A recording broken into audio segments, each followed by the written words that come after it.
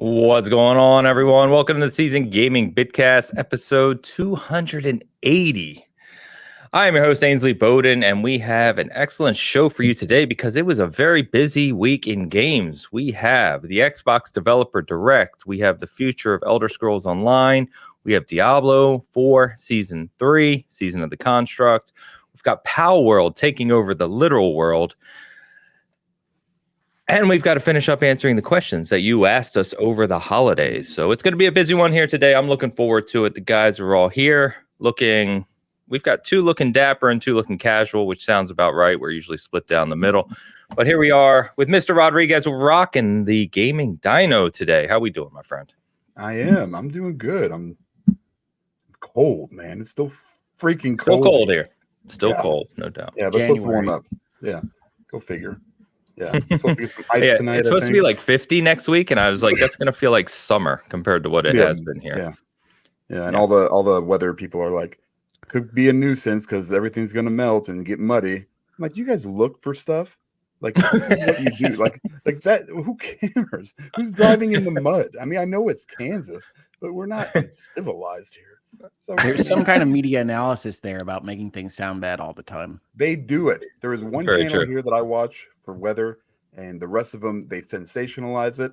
They use the brightest reds and blues and stuff that they can use just to get everybody all fired up. I hate meteorologists.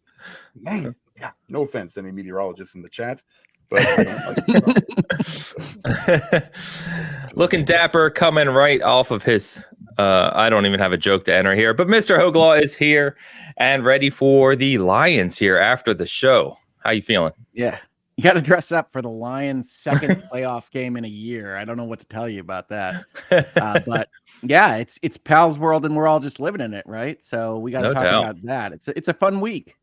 Yes, no doubt. And of course, the founder of the Bang Bang Tie Gang is Mr. Tie Guy Travis, who accidentally reviewed what could be the biggest game of the year. That's right, baby. That's what I do. I take games that maybe look like they're going to be bad because why not? And then suddenly they're pretty darn good. So once in a while. Once in a while. Blame this whole concurrent users and playthroughs of Palworld on Travis. Look, I was talking about this game before anybody knew it was a real game. So am I trendsetter? Probably not, but it's fun. It's fun well, no, if everybody that's a fan of Palworld starts wearing ties. It's true. That's it. And then we can just call Travis an influencer, which he'll love so much. A YouTuber influencer. Fun week. Travis, by the way, I saw you were just gifted a membership over at SG. Welcome. Nice. Thanks, man.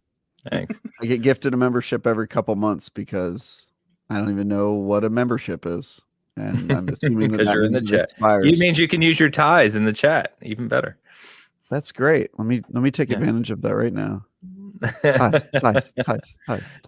But anyway, today we are we're gonna be talking about Palworld early access. The game has gone nuts, and Travis did do a kind of an early review of what's out there today. And like I said, we're going to be covering kind of all the games and presentations that happened this week. It was kind of funny as I was going through this because I was creating the thing and trying to think of the title for the episode. And I was like, all right, there's Xbox Developer Direct, but then we also had ESO. We also had Diablo. And I'm like, oh, yeah, all of those are Xbox now, too, which is kind of a weird place to be. So, but it is the fact. So why don't we go ahead and jump into, let's knock out these super chats real quick. Because Google Man reclaimed his title, of course, as the first super chat of the week, as he tends to do. All right, Google Man here with the €5. The new Prince of Persia game looks absolutely brilliant. It is. But ingrained video game economy habits make it hard to justify the current price tag. PBJ. PB&J is always a good one. People that's their own fault. That is their own fault, yeah. And I would... I love this game, as I talked about during the review a week or two ago. I think it's definitely worth the money, but it's also hard not to argue that a week or two from now, it'll probably be half price. It's just the Ubisoft model. So yeah, if you want to wait, you might as well wait at this point. Is it a full price game? It was $10 less. Price. Yeah. It was 50 or 60. $20 less. No, yes, it's 50 20, or 60. 40 or 50, right? I thought it was 50 or 60. Low end. I bought it at the very base price. I waited. I got it for 50. Okay. All right. Yeah. Well, it was 60 for the deluxe, but the deluxe gave you early access. So obviously you've already missed that, right? So might as well just wait. Don't tell. Yeah, they need like a fill-in reward after the games actually come out. Early access or yeah, no kidding. Yeah. But thank you as always, Googleman. Appreciate you. Tao with the member comment. Whoa, Tao. Going. Hello, Bitcasters. Let's get the food debates going again. Best soups for those in cold weather. Not Travis. LOL. I say sancocho. I don't even know what that is. It's like stew. It's like a Latin stew. Okay. I would say some kind of fully loaded baked potato soup. Wow. Wow. That's how they do it out there, huh?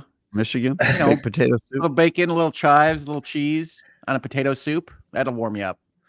Oh, for some reason I was imagining it with like the potato was like a bread bowl and you had a soup inside of it. I'll bring Travis along with me on this one, and I'll say a nice rich clam chowder.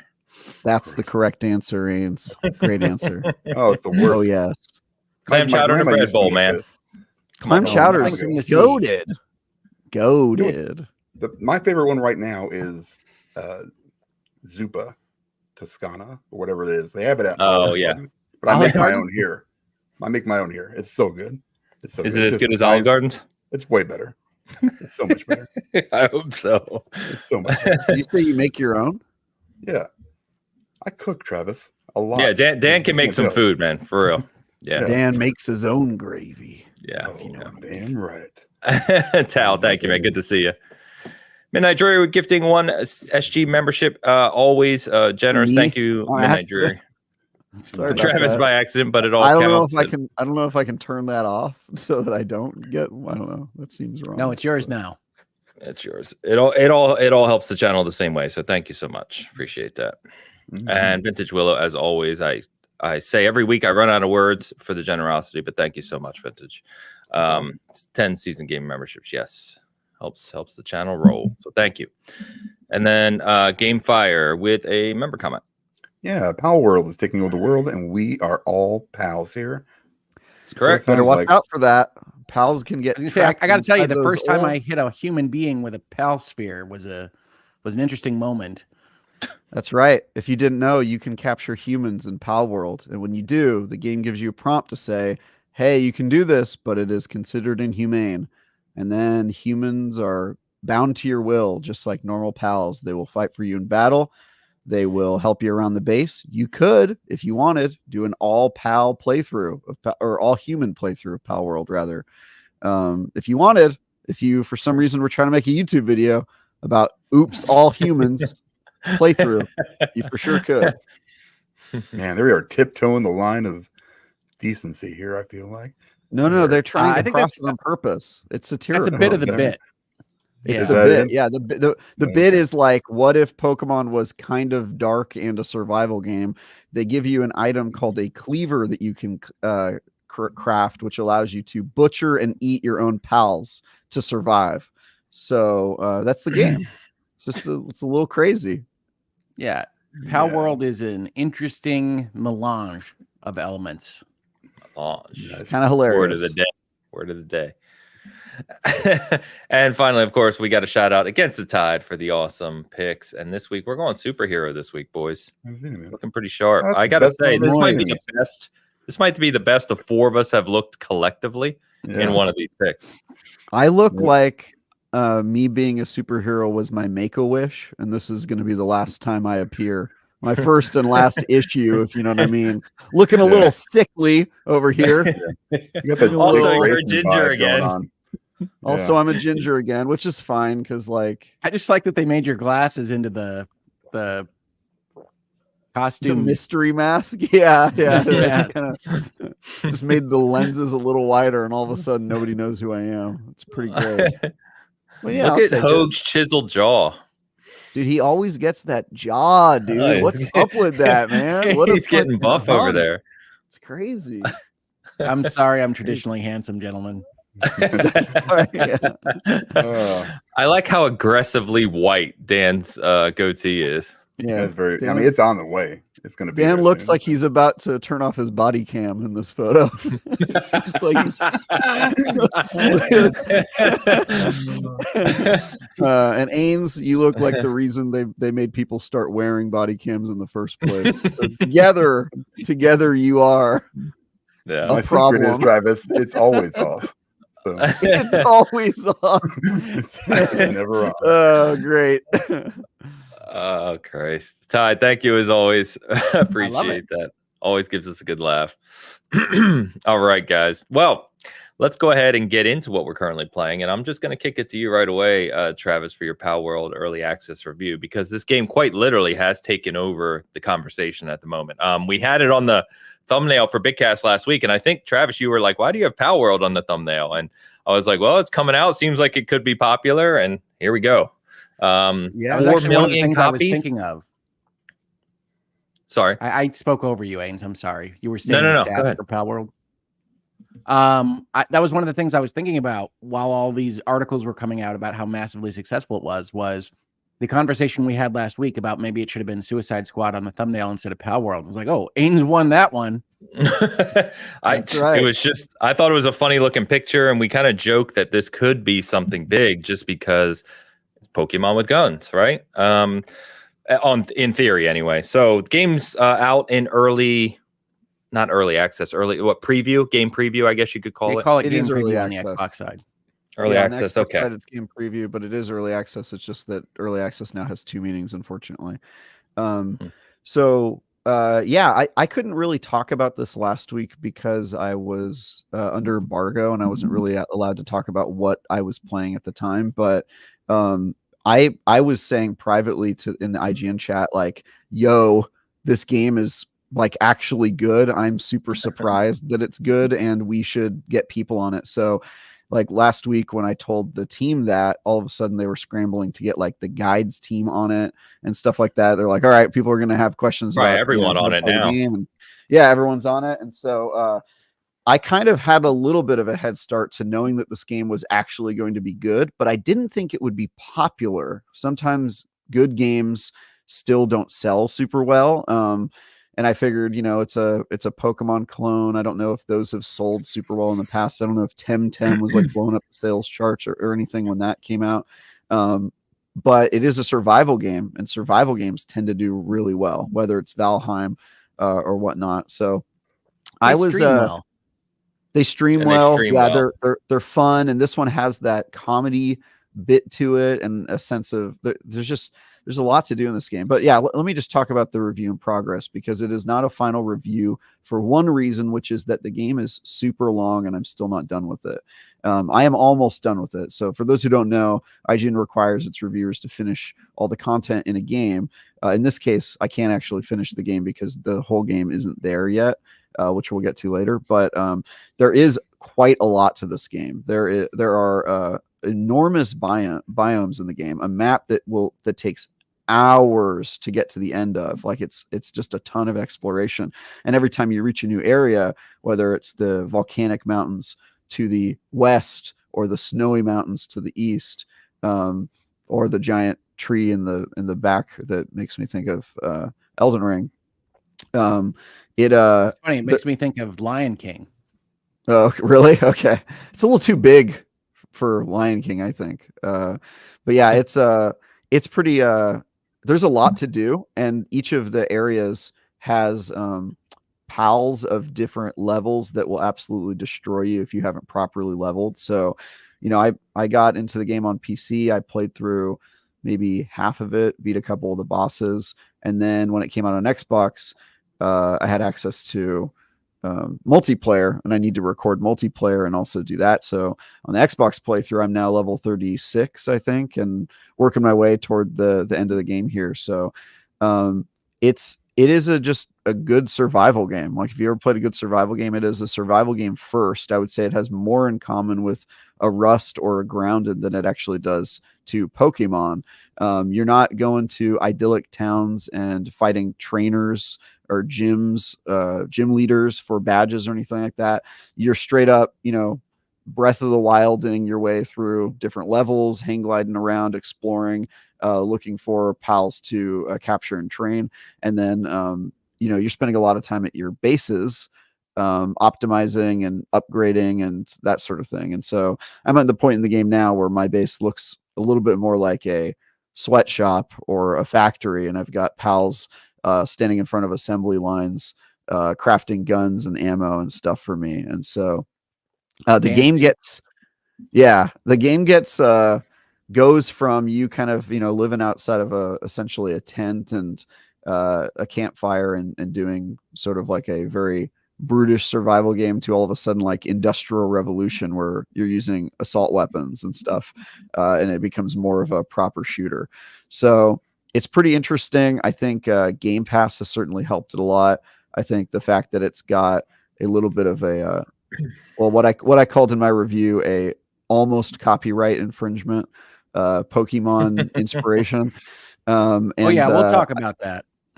Which I, by the way, I still don't really understand how they're getting away with some of this, which I think IGN wrote an article about this week that I wasn't involved in it, but it's been really cool, and I'm glad. This is why I love reviewing games, because sometimes you just find one that I was kind of expecting this game to be not great just based on what I saw of it and the communication from their PR team before the game came out, which was frankly like a little fraught. Like I was like, all right, I don't know if these guys know what they're doing or how to launch this game, but that's the beautiful thing, is sometimes you get these little hidden gems, and it's really great to see this one blow up, because I do think they deserve it. I think the game is way stronger than I was expecting, and I'm having a great deal of fun with it. So my review and progress score is an 8 out of 10. That could change depending on how the later half of the game goes, and also whether or not I am reviewing the Xbox version or the PC version, because the Xbox version is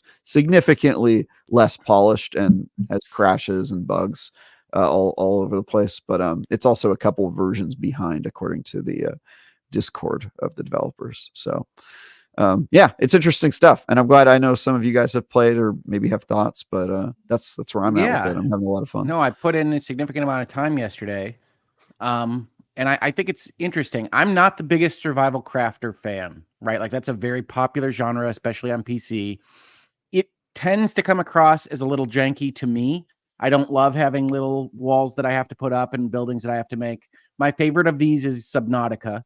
But Palworld, when you start it up, to me, looks like junk, right? Like the assets, the character designs, the world that you pop in looks like a kind of Unreal Engine tech demo when you start up. And so I bounced out of it pretty quick. I was like, I don't have time for this. I don't want to learn a new game. But my daughters love Pokemon. And more importantly for this conversation, they love Minecraft. And so I said, all right, let's try it with one of them and see how that works and whether they respond to it or not. And it 100% works. We wound up playing for 8 hours yesterday. And I think there's 2 levels of it working. So the first level of Palworld working is this kind of stupidness. It's kind of silliness in its concepts, right? So you go and you hunt a chicken, or what my daughter would call a wooloo, which is actually a lamb ball, but we'll get into that later, I promise. And you go and you hunt these various pals, and you get them in your pal sphere. No poke, no ball, pal sphere. And you bring them back to your base, and they do things for you. And there's a certain amount of silliness to that concept and coolness to having your Firefox constantly making fire in your campfire to bake the berries that you just caught so that the other pals can eat, while one of your penguin pals waters your garden, right? Like all of this in the center of your base is cool, right? You see all these Pokemon using their elemental powers to do things that make sense, and it's all well thought about and put together. So on the one hand, it's silly. You get out there and you have the front screen of like a Pokemon looking character with a giant machine gun. You have notions about shooting and things about where you're going to get to in this game. And then you go and you hunt these pals. And when they die, they kind of flop over or roll down a hill with like little X's in their eyes. And it's all very humorous to observe. But then the actual game is designed well, right? So one of the things I really hate about survival crafters is the wide openness, right? Just the amount of choice, and you don't know exactly where the game designers have put their efforts into how these things go. And they have a really smart methodology of having you build your base up with a very long, elaborate tutorial, and telling you what to focus on so that you get a kind of feel for all the various things the game can do before you start heading off on journeys. And I think it's a really smart way to handle it. It feels very gamified. And then you have all the cool silliness. So like after our 8-hour session yesterday, I had just built a strap to put the Firefox on my chest so I could use him as a flamethrower. And it's like, yeah, okay, that's ridiculous. But it's also super fun, and it makes sense for all this stuff that you've built up. And it's not super hard. It's not like the world's hardest survival crafter where everything's just hunting you down and creepers are eating all your stuff or whatever. But it does have an aspect of difficulty with some of the enemies. And when you're getting killed by tiny little cats that all run at you at once and gnaw your health points completely away, you can't help but laugh. So it's funny, it's silly, and yeah, part of that is the design of these pals, which have a lot of shared elements with Pokemon.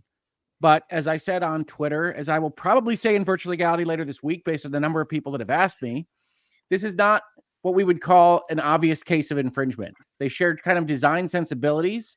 They are not copies of each other. And obviously the fact that it's a completely different type of game than Pokemon, like when Travis had called it Pokemon with Guns, when other people had said that, I think the assumption for me was it might be a tighter Unreal type looking game over the stuff that the Pokemon company produces, but that it would be a turn-based RPG where you're going through a world and your little guys would have guns, but outside of that, it would be Pokemon, right? And we see that. We see Cassette Beasts, we see Temtem, we see Pokemon games with different designs. This game has closer designs. I've said before in this space and elsewise that it's probably a little close to the sun for my liking if I were the lawyers here. But outside of that, it's not a clear case of infringement. So all the people that are asking me, is Nintendo going to sue? Honestly, this game was not a secret. This was not a underground back alley game that was being built without their knowledge, right? There were trailers of this years ago, and people called it Pokemon with Guns at the time. This is not the kind of thing that jumped out at them. So the answer is maybe you can sue anybody for anything, but the fact that it is so popular probably went through the zone of annoying enough to Nintendo to shut down to they would look really bad to shut it down at this point. So I doubt that there will be legal action on this, and it will be a very hard case to win anyway. Indeed. Yeah, I saw some of the complaints online. Like, interestingly, the Pokemon community is especially mad at Palworld right now, and they're mad because some of the designs are so close to Pokemon designs, including one that's like a Cheshire Cat pal that seems to just lift the same eyes and smile, like it's like identical, like they just like copy and pasted that asset.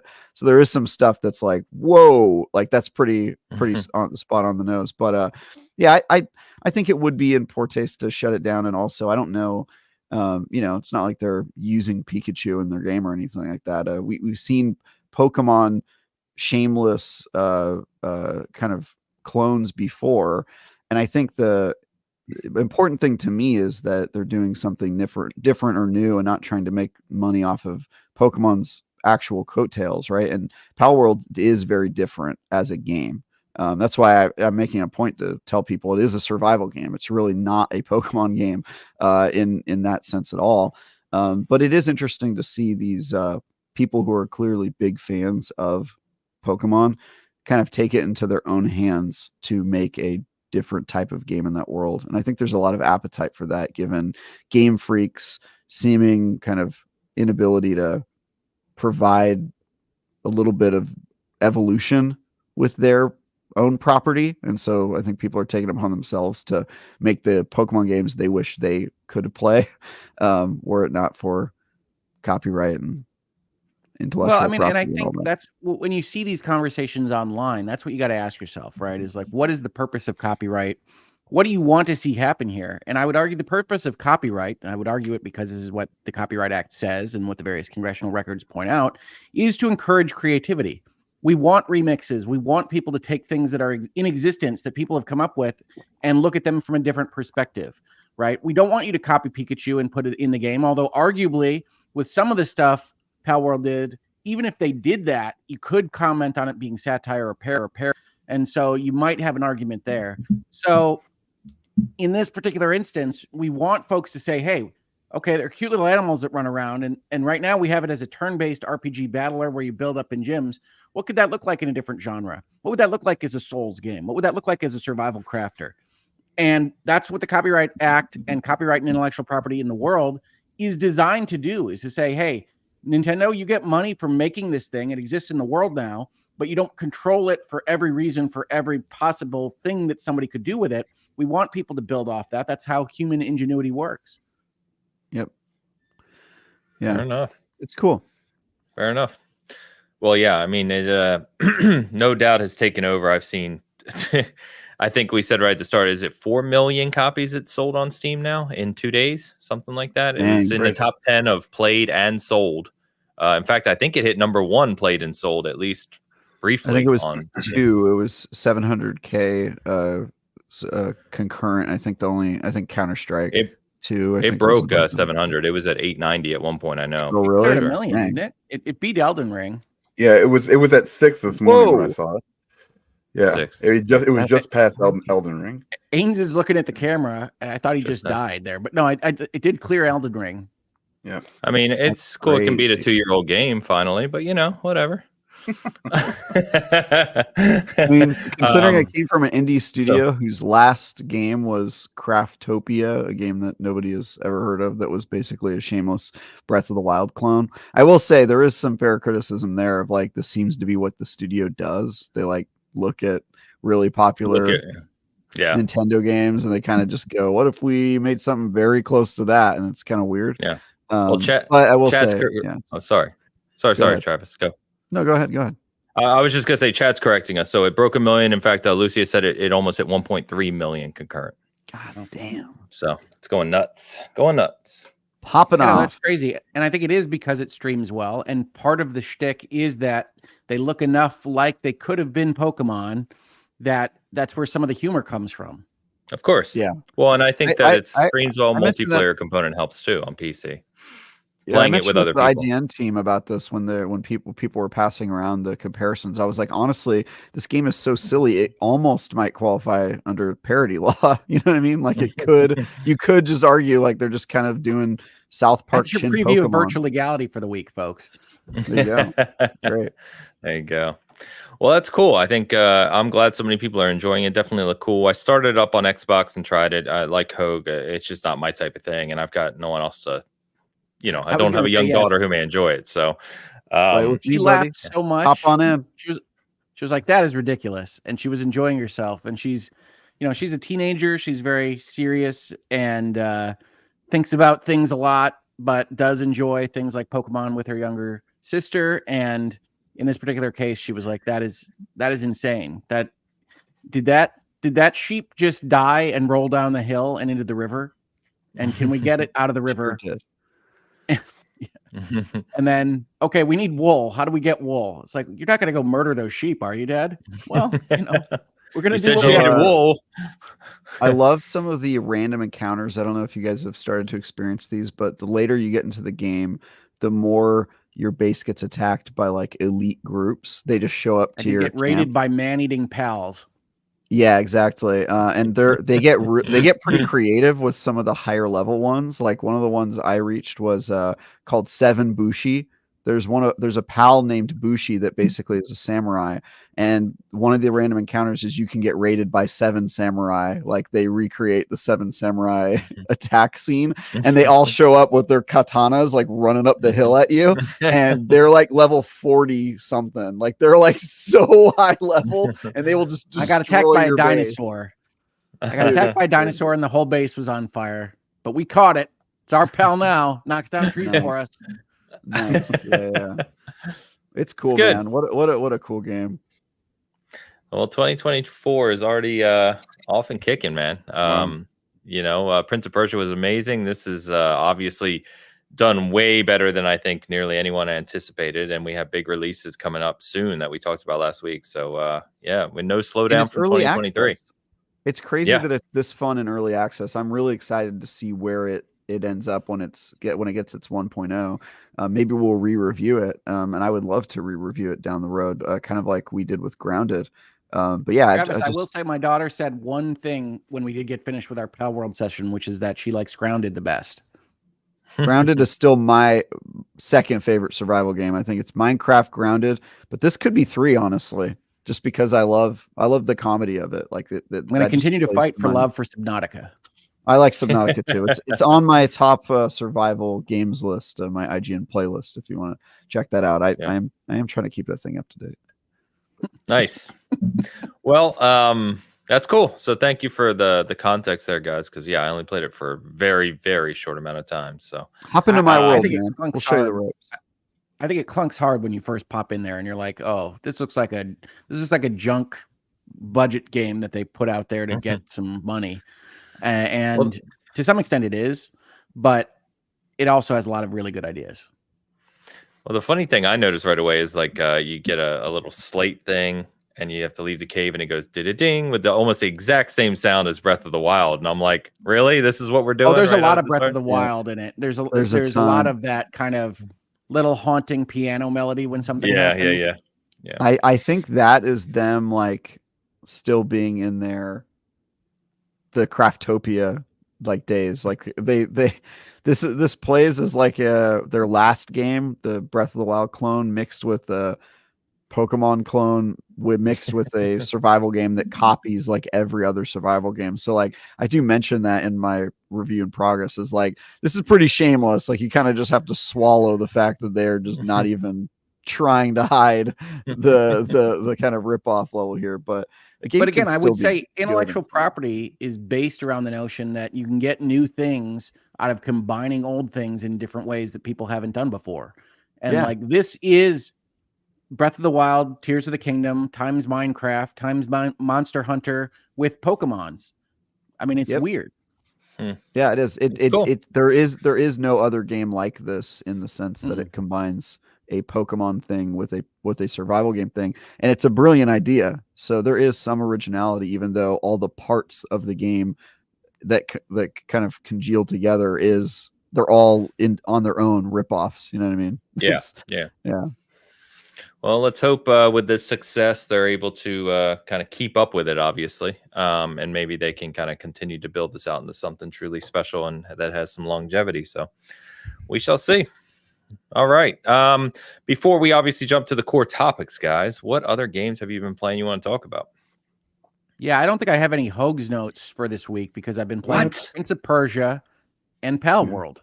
Palworld probably would have been a Hogs notes in a different universe, but hey, everybody knows about it. Along this timeline, it's popular. Yeah. Prince of Persia is fantastic. And I know Ains already said that to you all, but I didn't believe him that much.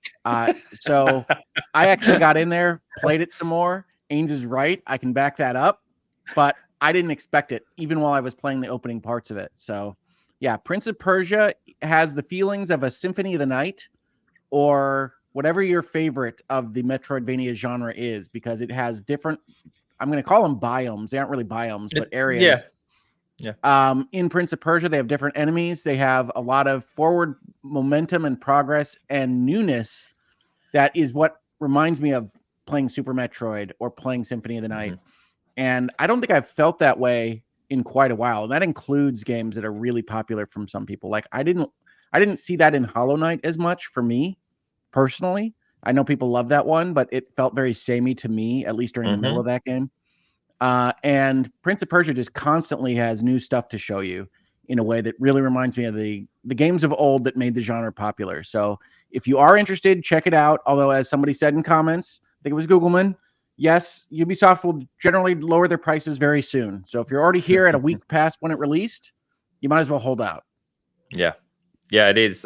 You said a lot of things that I kind of commented on my review, and I will tell you seriously, and I know I've said this before, Hogue, but it only gets better. Like it gets better. There's no point in that game where you go, wow, this is kind of a slog. You know what I mean? It just gets better and better and better all the way through the end. And the battles get grander, the platforming gets crazier, like it just expands and expands.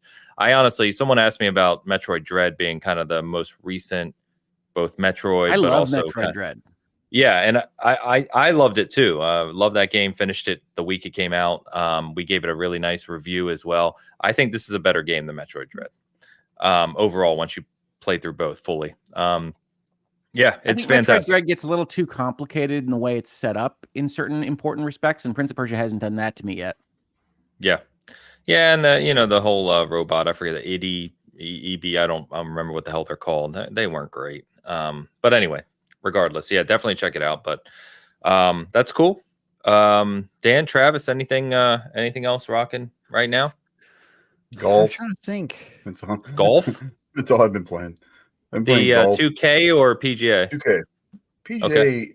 just I don't know what it is. I like I want to be able to play PGA, but for some reason it's so much easier for me to play 2K. I don't know what it is. He's just more of a live guy, you know. I really miss all the majors and stuff. It kind of sucks because 2K is basically all made up stuff. Yeah, except for a few of them. PGA has a lot better licensing. Yeah. Yes, it does. But it's that my short game sucks on EA, so I have to go to 2K. I mean, it's really bad. Really, really Yeah, bad. the chat just reminded me. Ains, in your intro, you did not talk at all about the other game that I've been playing, which is The Last of Us Part 2 Remastered. Oh boy. I gave you the You've been playing opportunity, that? but yeah, you were playing that? Yeah, I've been playing that. Last of Us Part 2 is one of those games that it just hurts me on my soul because I want to love it. There's so much good artistry. The game looks amazing. There are huge set pieces. There are nice little character beats in moments, and then it's all in the service of just the ugliest, most terrible story in gaming, and I hate it. Like I hate it on like a very important way because I also love it. The way you said And that the was fact that they added a infinite roguelike mode celebrating the cycle of violence to The Last of Us Part 2 is insanity to me. Oh, I don't think they knew what else to add to sell this. You know what I mean? It's That's like, their okay, move, we'll do man. a roguelike too. Yeah, that's their move. Factions would have been fun. That's the Sony move. You get a over-the-shoulder third-person game, and then you throw a roguelike mode on it as DLC, right? That's the move.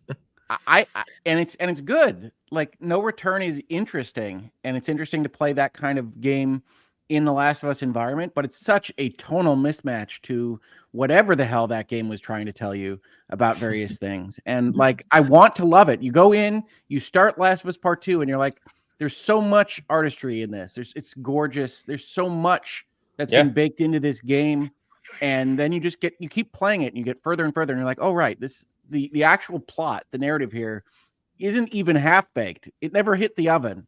It might not have made it into the kitchen. So it just bugs the crap out of me. They call that the Druckmann effect, I think, is how that works. Oh man, that's good. I feel very similar. I mean, we've ranted about Last of Us 2 here many times. I agree with you. There's some parts of that game that I want to love. It's obviously a very stunning game. It achieves a lot in various little small parts, just as you said. But the overarching game and story of that game is a disaster. It's too long. Way too long. Too long. That's what I felt about it. Like it was one of those games where when I finished it, I was like, "Oh my god, it's over." Yeah, I just didn't want to keep playing it because that game should have been like 10 hours in my mind because of the type of game it is. You're sneaking and you're kind of repeating the same beats over and over again. I'm talking about the playing part, right? Yeah. Like the every inch of part mile gets gameplay old. can only go so long. Yeah, exactly. And I kind of just wanted to be a couple levels and get to the story. And I felt like I was being subjected to a lot of a game I didn't want to play in order to see the story. As you guys put, when the story is then disappointing, that makes the game even less worth it. And it felt like they just really were really getting it in. You know, they're just taking their time telling this thing. And I was like, man. Yeah. So that's why I still haven't finished Ragnarok, by the way. It's the same thing. Another one. Same thing to me. Ragnarok is less offensive to my soul. Yes. Agree. Yes. Big agree. Yeah, I don't know. And the weird thing is, I know if I remember correctly, Travis, Hogue, you guys weren't as high on God of War 2018 as Dan and I were. Like, I don't think it's a 10, but I really enjoy God of War 2018. I think it's a fantastic game. Yeah. Yeah, I'd probably go 9 too. 8 because of it's the the thing that kept getting at me was the enemy variety. They make you fight the same damn boss. They like do. 12 times They do. in that game. Yeah. It's really But from a narrative perspective, they just keep moving the goalposts. I mean, it's just a red herring run for 30 hours. Also true. But I know we've talked about this before. I don't want to harp on it, but you look at God of War, you look at Last of Us, you look at Uncharted with Uncharted 4, and it's like you guys had really, really strong game here. Like, why do you keep like you're trying to stretch it out and expand it into something it's not, and it doesn't work as well as it did in its original form. Last of Us, as we know, whether you like it or not, the original is one of the most celebrated games ever. I mean, Last of Us 2 is, I guess you could. I love Last of Us Part 1. Me too. I know Travis doesn't, and I tend to come to his side of it might have broken Sony, but I do love The Last of Us Part 1. It's looking more and more like Travis is right on that as time goes on. His thesis does appear to have some validity, yes. Yeah. Thank you. Yeah. But yeah, my issue with Last of Us Part 1 is the same I have with Part 2, which is that it's a stealth game with bad stealth mechanics, and you have to play a lot of it.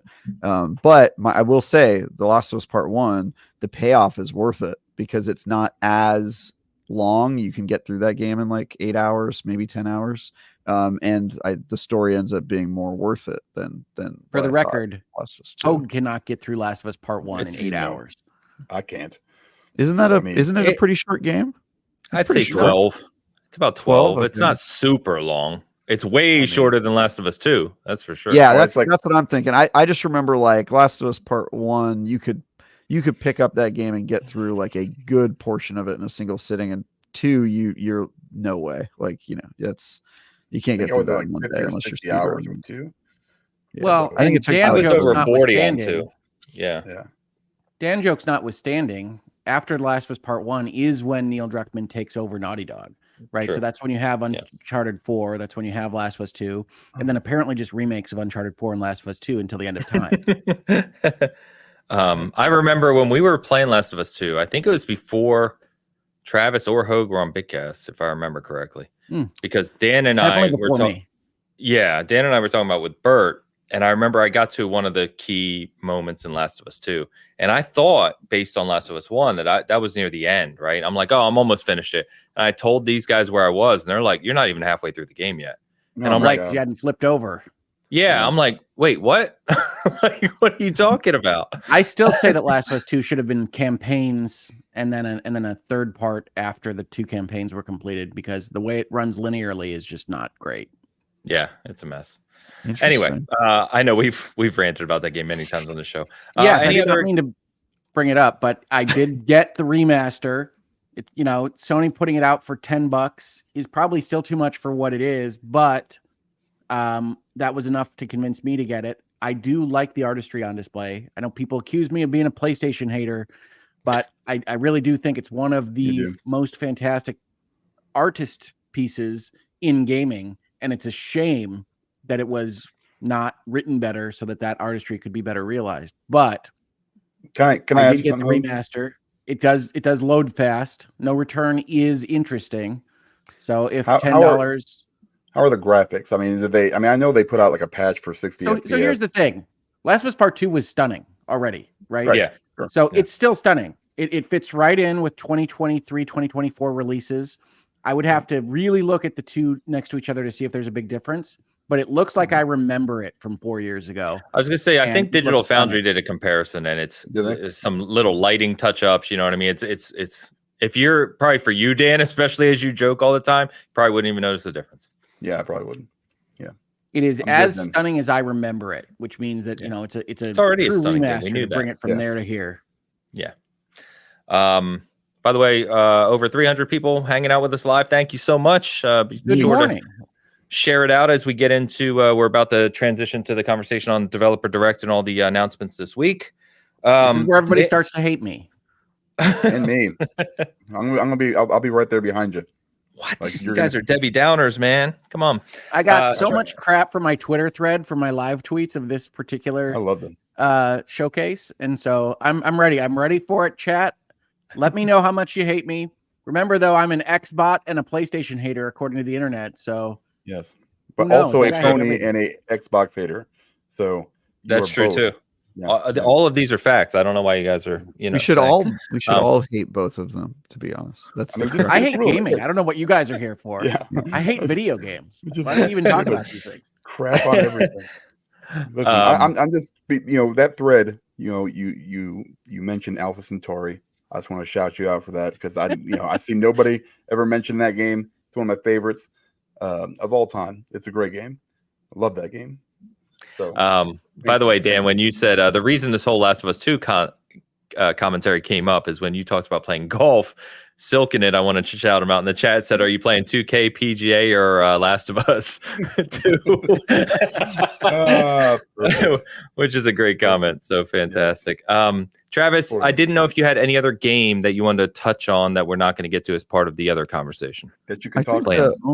I think the only other game I played aside from Palworld, because I've been full heads down on that review, is Disney Dreamlight Valley, which I talked a little bit about last week, but I finished all of gave you the unending games. Yeah. I finished all of the content for that, and I'm excited to maybe write a review of where that game's at right now. That would be probably next week sometime. But I am playing other games. I just can't talk about them right now. I've got one really big one that I played a ton of that I'll be able to talk about on Thursday. And then I just love it when Travis does that, because it's always like, I got one that you guys would just die if I could talk to you about it. It would be awesome. I'll talk about it next week. The best game you've never played is coming. I've played it. I felt that way when you had Asgard's Wrath 2 in your back pocket. Yeah, that was fun. What a game! Like, nobody's ever going to play that game, unfortunately. By the way, you guys just reminded me. I forgot to announce this at the beginning in our intro, along with at the end. We are no Bitcast next week. I'm actually away next weekend. I totally forgot, literally until the other day, that I'm away next weekend, and so we're taking off next week. Just want to give everyone the heads up now, and then we'll be back the following week, which means the following week we'll be able to talk about both Suicide Squad and Like a Dragon. So the following episode should be a lot of fun. But yes, both of those games are going to be out in 2 weeks. Wow, crazy! Yeah, crazy. I will be able to talk about Yakuza, and that is it. Only. Fair enough. You're not going to play. Else, I will listen. Play it with I will us? listen to it. No. I thought we were doing a fair play squad. He is. No. I will drive to his house, and I can't force Dan to do anything, but I'll give it a good shot, guys. Gunpoint. We can say that. Our current plan is to play the Suicide Squad together, so we'll see. We'll get him, guys. And like a reluctant hero, Dan has yet to answer the call. No. But he will.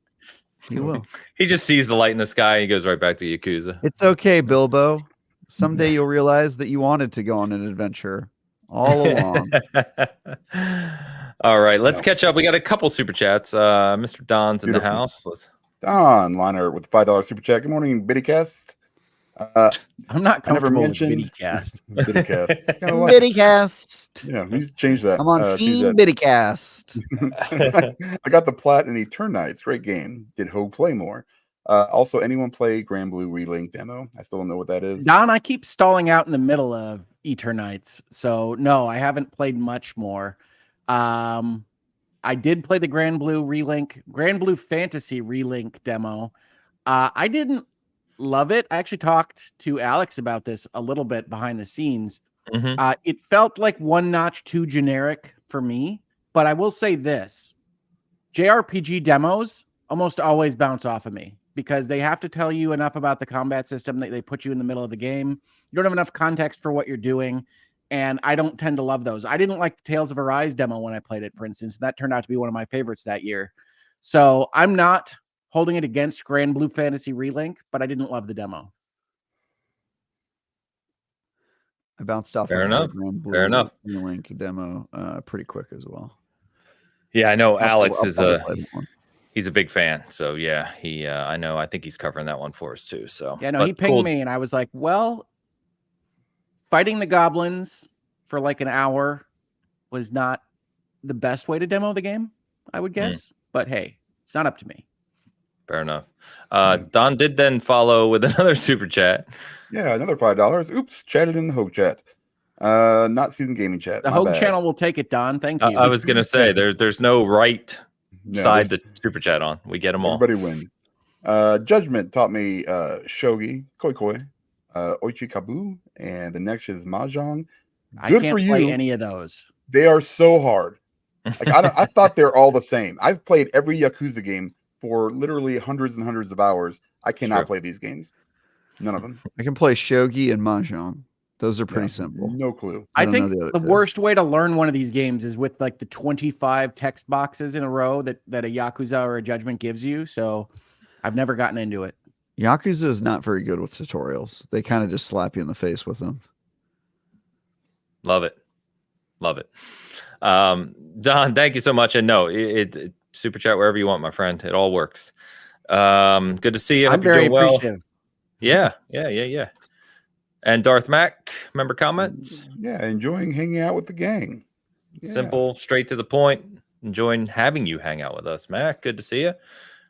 All right. So, let's kick off. We're going to go through all the shows here that are kind of demonstrations we saw this week. Obviously, we'll start with Xbox Developer Direct. So, we got Indiana Jones, Avowed, ARA History Untold, Hellblade 2, and of course, Visions of Mana was the 5th game that they included this week. So, just going down the list here, and this is where we'll kick off the controversy right away on the panel. Can't help but note that you made that list the order that you wanted.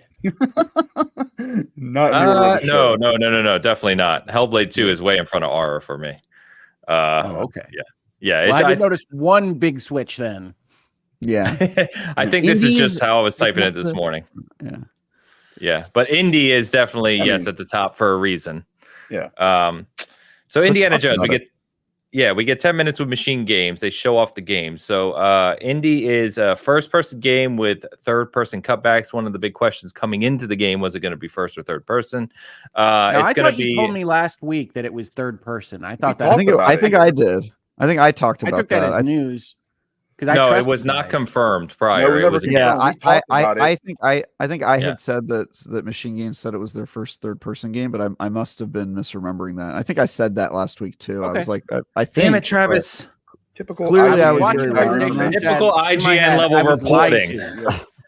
Yeah, I mean that was not a report. It was just me saying I thought. Did you know that the Halo Battle Royale has been canceled too? Did you know that Halo Infinite has been canceled? Disinformation, breaking all kinds. I know, just spreading misinformation. So Indiana Jones will take place all over the world, take you to a bunch of different places. There's going to be linear narrative-driven sections, and there will also be open area maps filled with puzzles. It's going to have relationships, secrets to find. The whip is a design focus for the game, so you can play it aggressively or in stealth. And all they said about the release date is 2024. It's the most kind of unannounced release date of the whole show, just this year sometime. So we'll see if it actually makes 2024 or not. Yeah, it might not make it. Yeah. So for me, this is where we say controversy. So I really, really loved the demonstration of this game. Yes, it absolutely took me back to what I loved about indie growing up. I love the look of it. I love the kind of style of it and what they're going for in the game. And I did go to the Xbox media portal and kind of pull down any other information they had on the game. They had some additional screenshots and stuff, which look really, really good as well. But I'm super excited about this one. I think it's funny that they, of course, had to pay Harrison Ford for his face so he can look like Indiana Jones. But, of course, voiced by Dan's favorite voice actor, none other than Troy Baker himself. I thought he did an okay job. He sounds like Indy, a little rugged, little. Honestly, I didn't even recognize Troy Baker there. I thought it was an AI youthified Harrison Ford. So it does sound like a younger Harrison Ford. Yeah. But anyway, I really enjoyed it. I thought it looked great. I'm excited for the game. Hogue, what'd you think of it, man? Let's take the other side of the equation, shall we? So I was immediately put off by all of the gameplay shots of first person, so much that I was saying, I remember that Bitcast told me this was third person, but boy, does this look first person to me. Yeah. And I don't think punching and using the whip looks very fun in a first person perspective.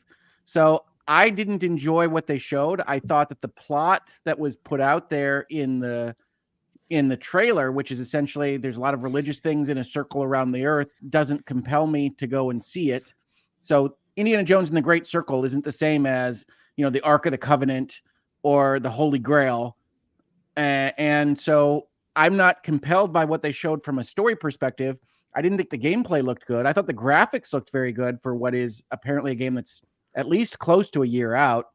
But I am not on board. And I also thought that first person's a problem. I don't love that. And then when you compare it to something like the Wolfenstein games, that the Indiana Jones brand is clearly much more constrained from what Machine Games was doing, whether it was the moon and lasers and giant mechs and whatever else was happening in the Wolfenstein games. So I think it's a poor fit that is primarily nostalgia goggle driven.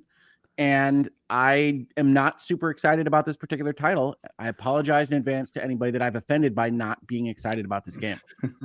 Yeah, I mean, it's fair to not be excited about it. I'll give my first impressions to it, which are that I agree that some of the gameplay looked wonky to me, which is actually not uncommon for Machine Games. I don't know if you guys remember the like maybe you guys didn't even experience this, and I'm remembering like E3 and stuff, but I saw Wolfenstein before it came out, and I think there were demos for it and stuff, or trailers, and it kind of looked like a janky I assume that's the response to Hogue. That's the response to Hogue. Yeah, I saw it kind of looked a little janky. I think Machine Games, their games look janky until they're in your hands, and maybe that's because they are continually polishing how the game plays and looks right up until the very end, or maybe that's just how they're like. Wolfenstein looks janky, and then when you play it, you're like, oh, this is amazing, right? That's just kind of how that game demos, and that's how I remember it demoing the New Order before it came out. So I agree that it looks a little bit like it needs work. And I think that's why we don't have a solid release date. And that's why I think this game's probably coming out early 2025. Just my kind of senior eye with seeing games. Always assume the next time frame. Yeah, I have a pretty good eye at this point for seeing a game and kind of knowing how close it is to coming out. I can kind of look at it and go, yeah, I think they're still working on that in there. And I think this game's probably like February or March of next year, if I had to guess. But I will say there are a lot of things that made me excited for this. One, I'm actually super stoked it's first person. And the reason I'm stoked it's first person is not because I prefer that perspective, but I'm just really glad it is not yet another over-the-shoulder Lara Croft Uncharted game. And I was really expecting this game to look like a clone of Uncharted and feel like it was the original, copying the inspiration, the game that was inspired by Indiana Jones. And it doesn't look like that. It looks very different and very new, and I think that's cool. Being indie sounds like a fun thing to me because, who doesn't want to use the whip and walk around ancient places and solve puzzles? I feel like you get more detail. You feel more kind of like in the world that way, which I think is cool. I like that they're trying new stuff. I like that they're playing to their strengths, both in the first person action and also in the existence of Nazis. This studio is really good at like characterizing Nazis in a specific way and giving them like a, twisted personality and in a specific way. You mean like Nazis? Yeah. No, I'm talking about the way that they personify them, not just make them like a generic, I know. I'm wearing the outfit. Like they have like Sure. They're really good at creating characters that are Nazis and have that skewed view of the world, but also have their own kind of just psychosis, which is really cool. So I think this game needs development time, which is why we don't have a firm release date on it. But I think the product we get, I trust Machine Games. I think the gameplay is going to be there, and what I've seen elsewhere excites me. So I'm probably in between an Ains and a Hogue here, but I think this game is going to be good. I really do. It's a good place to live, for the record, Travis. Yeah, that probably is a good place. By the way, Hogue, this is my favorite comment so far today. This is why we need town square, so we could throw tomatoes at Hogue. I accept your tomatoes. I don't want anybody to listen to me and get less excited about something they're excited about. I think excitement in the world is a good thing. I'm explaining my position. And one thing I do want to address from the chat, and certainly from a number of the comments that I received on Twitter, is that I don't think that it's a great thing that it's just differentiated from Uncharted or Tomb Raider. I think that there's a reason those games were made in that perspective, because it fits the kind of wonder and awe and cinematic nature of those adventures and puts them in a better perspective than first person tends to do. And so I think it rings to me of a certain amount of fear when you say we had to look different than Uncharted because Uncharted is so great. To me, it's all right. You're Indiana freaking Jones. Go and do it better, right? And so what has instead been offered is a clunky punching whip game. That You don't know it's clunky though. You don't know it's clunky. I don't know that it's clunky. I'm saying that's what's been offered to me so far. And Travis even admits that it looks clunky, even though he doesn't think it'll wind up clunky at the end of the day. So I see people reacting to this trailer and say, I can only take what I see in front of me right this moment. And if you want to be excited about what it's going to become, that's fine. But for it to just be different than Uncharted to be what you're excited about, I don't think that's a good thing. I think they could have made a killer, better Uncharted game than has Indiana Jones take back his hat and whip from Lara Croft and Nathan freaking Drake, right? But instead, they go this other direction. And while I agree that Wolfenstein has some good characters in it and that Machine Games tends to make good characters, I don't think they have to be limited to, we're really good at Nazi games, right? And I think to some extent they lean into that a little bit. If I recall the marketing of like the second Wolfenstein game, and now even with Indiana Jones, it's like, I believe the little description is like, we're happy to be killing Nazis again with Indiana Jones or whatever. And it's like, great.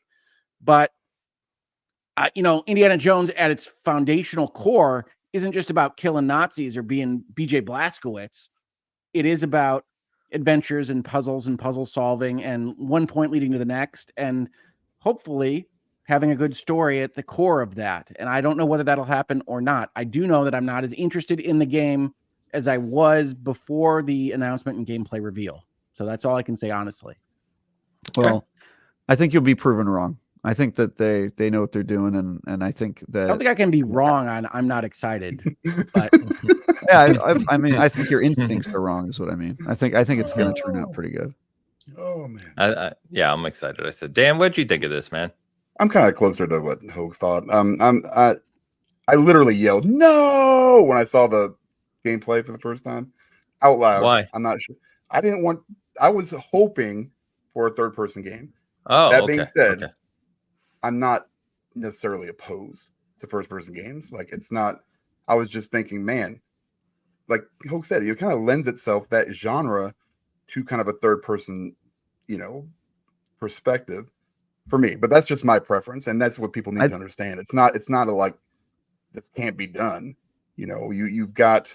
The only thing I would be worried about really is maybe the stealth parts, because short of like maybe like Dishonored and Deus Ex, there's not a ton of really great first-person stealth games out there, and it's a lot harder to do it, I think, for me anyway. I mean, if you take away all the good examples of first-person stealth, there aren't any. Well, the thing is, you've got Arcane Lion or whatever it is. You've got access to them. They've got the Dishonored team. Was that Arcane Leon? Leon, is it Leon or Lion? I don't know. It's Leon. Yeah. Oh, is it Leon. French? Yeah. Well, my bad. It's French. Yes. Yeah. All right, Leon. So it's not just anyway, French, it's France. Yeah, literally in France. Yes. Yeah. Yeah. But anyway, it's fine. I mean, I still love indie, so I'm gonna give it a shot. I'm probably not, like a Coke segment, probably not as excited as I was before it, but at the same time, it's still indie. I grew up with indie, saw every one of those in the theaters with my dad. So he's a very big character for me. So I just hope it's really I did not good. see Dial of Destiny in the theater, but other than that, yes. I still haven't seen it. I still need to watch that movie. It's okay. Yeah, it's not bad. I want to see it. It looked fun. I don't know. So Debbie asks a good question too, which I thought was interesting around the music, right? Is it worthy of John Williams? Obviously, very classical score.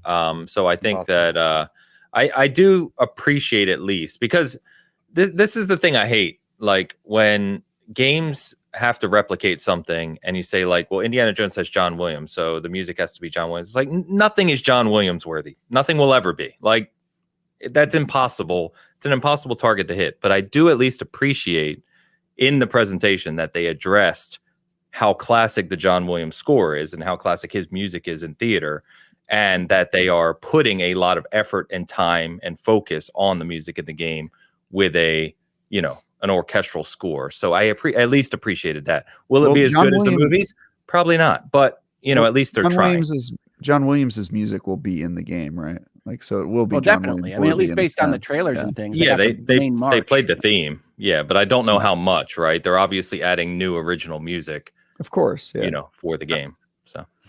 Yeah. I mean, the baseline problem is always how much do you copy and how much new do you bring to the table, right? One of the problems they have is Uncharted didn't have necessarily a great score all the way through, but it had that Nathan Drake theme that people think of when they think of Uncharted. And so are they going to do something that is like that when they already have the Indiana Jones theme? I don't know what that's going to look like. And that's the kind of thing that you deal with. Star Wars has gone a bunch of different directions with the music that they put in. I do think Respawn has kind of figured out this combination of orchestral score like you're watching the movie and then like kind of in-universe music that they put around the game that works really well. But yeah, I am not as worried about John Williams because I don't think he's been up to the task for some time. Like I don't think the Disney trilogy was really aided by it. Yeah. He's been copying himself for a while, so that doesn't bother me. But I would love to be more excited about Indiana Jones. Indiana Jones and the Fate of Atlantis is one of my favorite PC adventure games of all time, right? And so I was hoping to get some of those same feelings from what is now known as the Great Circle, and I didn't. I also didn't. I didn't like I said, the overall premise. It didn't get me to buy that movie theater ticket to find out what the Great Circle is. So we'll see. I am hopeful. What? You're not intrigued? You don't. I'm not intrigued. No, it's a circle.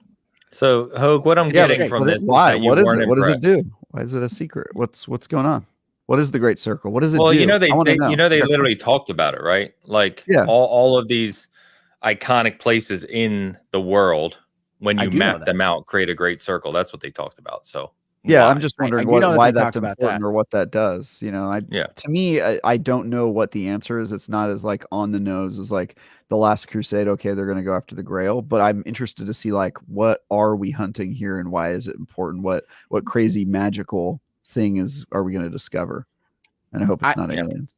On its face, what they presented is not as intriguing as the Holy Grail, the Ark of the Covenant, or Atlantis. Right? What about the Temple of Doom? That's vague. The Temple of Doom is kind of the step sibling, right? Like the Temple of Doom is not a big. What were they?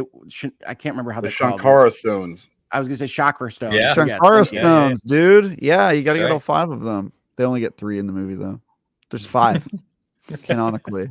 5 Shankara stones. You guys need to keep up on your indie lore. It says, you know what? It says in this. Go ahead. I remember in elementary school reading a book where Indiana Jones went after Noah's Ark. So I am at least as well versed as many on Indiana Jones, if not. But have you watched the Young Indiana Jones television show? I have. Nice. He fights the Red Baron. He goes to the Treaty of Versailles. In that that's Sean Patrick Flannery, right? Yeah. Yeah. I think it's the same actor that plays the teenage version of him in Last Crusade, is it not? No, that's River Phoenix. Oh, that was River Phoenix, man. Come on. They look very similar. Right. Travis is younger. Yeah, River Phoenix, man. I watched these movies in, they were old. So classic. River Phoenix probably died when you were a little kid, Travis. He died a long time ago, but he was a very up and coming famous star. Wait, you're telling me a guy whose name was River Phoenix died young? Because I think he came back famously based on that name. I don't think he's dead. I think he is with us. Poor River. Well, is there a guy whose name is like Ocean Phoenix out there who looks like kind of similar? Queen. All right, moving on. Gandalf the White. Life is not a Final Fantasy, but I enjoy Indiana Jones. In fact, when I was a youngster, like my dream was to have a television with a VCR in it in my bedroom so that I could watch Last Crusade. But I unlike what Travis said about feeling more in the world, I do not feel more immersed in a first-person environment. I agree. That's what game designers say. That's what people say first person is supposed to do for you. I am a child of cinema and movies and television and media that comes from that form. So if you want to tell me a story, if you want me immersed in a wonder and awe scenario, That to me is a cinematic kind of view. That is a person standing on the thirds looking at a waterfall and not just having that be up in your screen. Too old. I think we got it at this point, Hogue. You didn't like the presentation. we got it. I remember having this conversation with respect to Cyberpunk. So yes, also true. And you like that game. The one thing I did just notice in the kind of preview info they gave on it is they said it'll take you from Marshall College, obviously where he teaches, to the Vatican, Pyramids of Egypt, snow-peaked Himalayas, and beyond. So you will be kind of traveling all over the place. So I hope that's implemented well with the environments. I guess we'll see, of course. Okay. That's primarily have a cutscene where a plane flies and there's a line, right? Yeah, I think they already kind of previewed that, right? Like briefly during the presentation. So the next one I had here was Avowed, which obviously, you know, that the little key art piece that they presented from Obsidian has kind of taken over. It's been all over the place. It's our thumbnail this week. Is it a great sign that the desktop key art is what really got out of this presentation for Avowed? So Avowed is the thing I thought was interesting is last time we saw this game. Let's not let Ains talk. No, let's not let him talk ever again. Hey, interrupting is a natural flow of conversation. That's I've never understood the don't interrupt rule. Because we're not in an in-person conversation. It's a podcast. Yeah. I know, but we want it to sound like a regular conversation, right? A regular conversation, there's interruptions. Why are we letting the people who are the worst at conversations decide how conversations should work? It's insane. Oh, no. Interruptions should happen. God, what is happening? Anyway, I can't remember what I was going to say. Oh yeah, what I was going to say is the first time they showed Avowed, the thing that it got like flack for was being so colorful and like cartoony. And then I remember the reaction to this one was the exact opposite. Everybody was like, "Wow, there's so much color to it." And the key art, which is like the most color vomit thing that has ever been created, is it's crazy looking. Yeah, I think that's interesting that it was praised this time. I, for one, am for color. I think this game looks goofy and fun. But anyway, continue. We already got into it now. I was trying to intro the game so we could have the conversation. We like to go straight there. Yeah, so I don't even know where to go because I lost my train of thought. But the environmental, I say for me, the environments, I'm with Travis. I enjoy. I think the color, the kind of the contrast to the different environments and the way they it's called the living lands, by the way, that they have in the game look good. Obviously, I'm a big fan of how Obsidian does conversational choices, right? And the way they kind of drive their quests and narrative. So I think that that's going to be really strong. At least I hope it is. If you look at like New Vegas, you look at Outer Worlds, even if you didn't like aspects of Outer Worlds, I think the conversational pieces and the story, the way it impacts things, I think was done very well. I'm excited about that. Get out in front of me there, Ains. So I'm excited about those aspects. I will say for someone who really likes kind of big, grandiose RPGs, the combat looks clunky to me, very clunky. I think that them saying that you can be a spellcaster or sword and board or, those classic kind of RPG builds, it just didn't look very good in the way it flowed. So first person RPG combat's never great, in my opinion. You just look at Skyrim, one of the most popular games of all time. The combat's boring as hell in Skyrim. Skyrim is not good, but no, it's not good. There's lots of... Go ahead. No, go for it. Finish your thought. What? I said finish your thought. Oh my God. I can't. Go ahead. I've lost it again. I give up. I love this today. This is great. I give up. Hilarious. I'm just gonna try to interrupt all of Ains' thoughts with like a little interjection. Game looks okay. I hope it's good. Move on. I'm trying to think of whoa. Hey, Avowed. Okay. What did you pull this up for a reason, sir? What'd you say? I just wanted people to have something to reflect on. Oh, okay. Yeah. This is Look the key art that audio listeners. About. There's a very pretty photo of the key art. Yeah, I love it because what's unique, if you did notice originally, right, is that if you see the animated version of it, which looks even cooler, is that each section of the body represents one of the living lands in the game. So it's just incredibly well done from an artistic point of view. I saw like Diego and others really calling it out. Dan, like, this is amazing. So it's spread like all over, like people are sharing it everywhere. So I wonder, I hope the artist, whoever did it at Obsidian or wherever, gets some good credit for it, because it's amazing. Very nice. I'm really excited for this one. I love Obsidian games. Yeah, I love Obsidian games. This game looks clunky in a good way. Like, it kind of gives me Morrowind vibes in terms of like its world building and you know, putting player choice and fun decision making and stuff over maybe the most beautiful looking or polished combat. And I think that's a virtue in some cases, and it's certainly a virtue I would trust Obsidian to deliver on, I think. So I'm more excited about this game every time I've seen it, and so yeah, I want to play this one. Yeah, I do think that it looked better than the last time I saw it, and you see a game coming together behind the scenes. I am the one Ains was speaking about that wasn't enthused about the Outer Worlds. I didn't think that was a terribly well written game. So I think what Ains is describing is still like the pathways and network of choices and effects that Obsidian games traditionally have, which we are assuming goes into Avowed, because they certainly didn't talk much about that in the presentation. But I think overall, the impression you get from the presentation we got, at least for me, was discount Elder Scrolls, right? You heard Travis reference Morrowind. This looked like a slightly less imaginative, more clunky Elder Scrolls. And so my hope is that comes together a little bit more, and that you get some of that choice and characterization. I do like their Pillars of Eternity game series, which I believe this is in. It's in that universe. It is tied to it. Yep.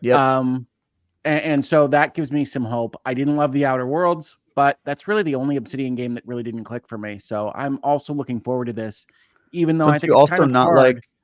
Don't you also not like New Vegas? I don't love New Vegas like everybody swoons about New Vegas, but I don't hate it. Well, there went every other opinion out the door. Yeah, dude. I love New Vegas, and Outer Worlds it speaks to my comedic thing, and I love that game. I also just like smaller RPGs. Like I love that Outer Worlds you can beat it like kind of quickly. But like I like Pillars of Eternity. I enjoyed Tyranny. Obsidian has done some cool projects. I honestly think Avowed might be aimed a little bit bigger than I would like for them, but we'll see. I hope it's great. Yeah. It looked decidedly less piratey this time, so I enjoyed that. Oh yeah, that's funny. I forgot about that whole what's up with the pirate thing. So this one just says fall on the presentation. Again, we only got one actual release date from the 5 games, which is Hellblade. So Avowed just says fall. So I guess we'll see what that turns out to be. Dan, interest? Yeah, I mean, it looks all right. I mean, I love the Obsidian games, so love New Vegas. I'd like the Outer Worlds. I like the Obsidian's humor and how they're able to mix it in. The reason I like, with their game choices in New Vegas, I mean, that kind of set a bar for me where it was, it felt like I have to earn these conversations. I have to earn, just the way they did it. And for a game that was basically put together in like, I think it was like 18 months or something like that. It was something ridiculous. It was barely put together. Yeah, barely. World, yeah, it was. No, New Vegas. Oh, Vegas. Yes. Very buggy game, but very good. Very buggy. But it was, it's probably one of my favorite, if not my favorite, Fallout entry. So easily. Yeah. I like 3 more than New Vegas, but hey, it's fine. Just because you like Liam Neeson, and I like 3 a lot as well. You like Revelations 21:6. That's really all this is about. We know. You know how you roll. We know how much you love Revelations. I don't know where this bit is going. I don't know where you were going with that one. No clue. That's all I remember from the game. Revelations 21:6. That's the only quote from the Bible I know because of that game. It's literally it. Thanks, Liam. All right, then we move on to ARA History Untold, also coming just fall. Basically the description of this game is: build a nation and lead your people throughout history to the pinnacles of human achievement as you explore new lands, develop arts and culture, conduct diplomacy, and go head to head with your rivals to prove you are the greatest ruler ever known. Obviously, I thought this showed really well. I am not an RTS guy nowadays. I don't play them. But I think from a showing perspective, the people, friends I have who are RTS fans are very excited about this one. Now, to be clear, this isn't an RTS game. It's a 4X game. So I don't know why people would be reacting on an RTS basis. It's not real time. It's turn based. It's just simultaneous turn based. That's fair. That's fair. Yeah. So I do think that they did have a problem in this show, especially before it got to kind of the end state. I think the simultaneous turns is probably their big trick. It's one of the things Oxide is known for, is using more cores in your processors and doing funny things with your CPU that other people hadn't tried yet. So it appears that that's what they're using that power for in this particular context, is that simultaneous turns. But before they even describe that, I'm sitting here watching this presentation and going, I don't understand why I should care about your game over Civilization or any of the other 100 4X games that you can get on Steam right now. So I do think that it had a step back where it wasn't that impressive to me. And I wanted to really like this one. I love 4X. I love strategy games. But it took a while to get there. And I do think the simultaneous turns is their big trick. And I don't think it's an Xbox game. I think it's a PC Game Pass game more than anything. It is a PC game. I believe it is PC Game Pass. Well, I knew it would be on PC. I don't think it has a console side, or at least they didn't show it. So I can't be excited for it on Xbox. So it's a PC game, and then it's competing with every other 4X game I have, which at this point in the history of video games is a lot. And so, I believe this is where I said in my tweets that Dan liked. I just realized how much I miss playing something like Alpha Centauri, and I wish it was giving me those vibes. Oh man. So yeah, I believe that they announced in the title card that it was not on Xbox, that it is a PC and PC Game Pass game. So that makes sense to me. I like these games. I hope this one's good. I kind of tuned out on this one because I was like, yeah, I'll just play it. I'll see if it's good. I'll feel it out. I kind of don't need to. I don't know. Just these are the sorts of games that I don't think demo well at all. You kind of just have to play the final product. But it's all dependent on design and like how they do the math and what that game loop is that you can't sell in a trailer. So there've been people that take swings at this with like Humankind and other games that didn't work out as well for me, and I didn't enjoy them. And so I look at this and say, I'm like Travis. I'll play it. I'll give it a few turns. I'll give it a game or two, and I'll know whether I like it at that point. Fair enough. So at the end of the trailer it says Steam and PC Game Pass. So I checked that while you guys were talking. All right, then we get Hellblade 2, which we all kind of said last week, I believe, that they better give us a release date. So they did, May 21st. So we're digital only and $50, and said to be similar in length to the first game, which I don't know about you guys, but was a surprise to me. Now, I want to be clear. I didn't expect Hellblade 2 to go open world, 30, 40-hour RPG scale, right? But I did expect the scope to expand to maybe like instead of an 8-hour game, maybe a 12-hour game or something, to have a little more depth to it than the original. So hearing $50, not that the price is a huge thing, but digital only and said to be similar length to the first, that was surprising to me. And I will say, at least on the surface, now I loved Hellblade 1, but on the surface, that's a little disappointing to hear for me. I wasn't surprised by that, honestly. I think you either get that kind of increase in scope at the same level, or you get this kind of extremely heightened level of quality over the same scope as the first. And so I think you've seen that quality jump between 1 and 2. And so it seemed to me that was the most likely outcome, is that you'd have a game of similar size. In fact, when they were giving this presentation, because all this news came out after the presentation, I thought one of the things that Xbox has done badly with Hellblade 2 is that I think that they've overpromised, or at least set up a hype train that was not going to be met by what this product ultimately became. So to the extent people are disappointed by that announcement, I think that the way they've presented this game has done that. That this always looked like it should be a smallish game like Hellblade 1 with a heightened amount of quality. But I don't think people were expecting that by the time you get to the fourth show and you've gone through a musical number at the Game Awards and everything else.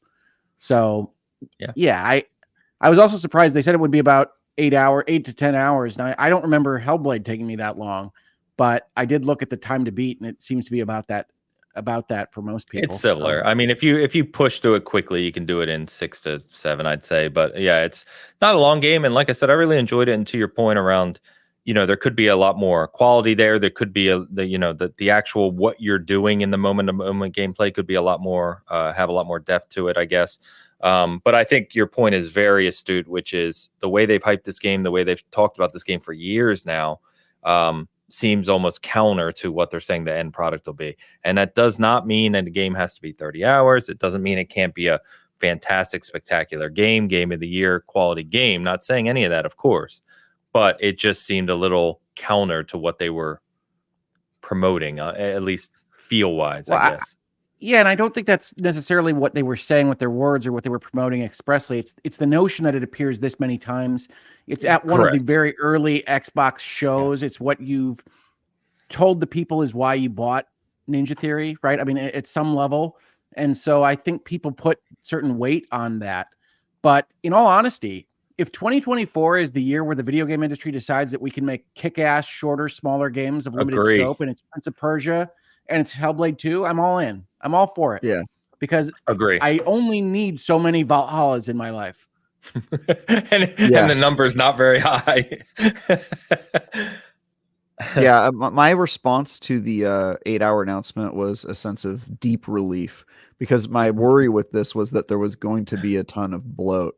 And that it was going to be too long, considering what the combat can bring and how much I can really take of people whispering in my ears. I love the first Hellblade, but to me it was the perfect length, because by the end I was like stressed out enough and starting to feel like maybe the combat was just going to bore me a little bit. And so I think if this one makes that 8 hours way more varied and makes the combat more interesting and makes the story hit in the same way the first one did, I think 8 hours is the perfect length for this game. And I'm so glad that they've resisted the urge to bloat a game. To Uncharted for it.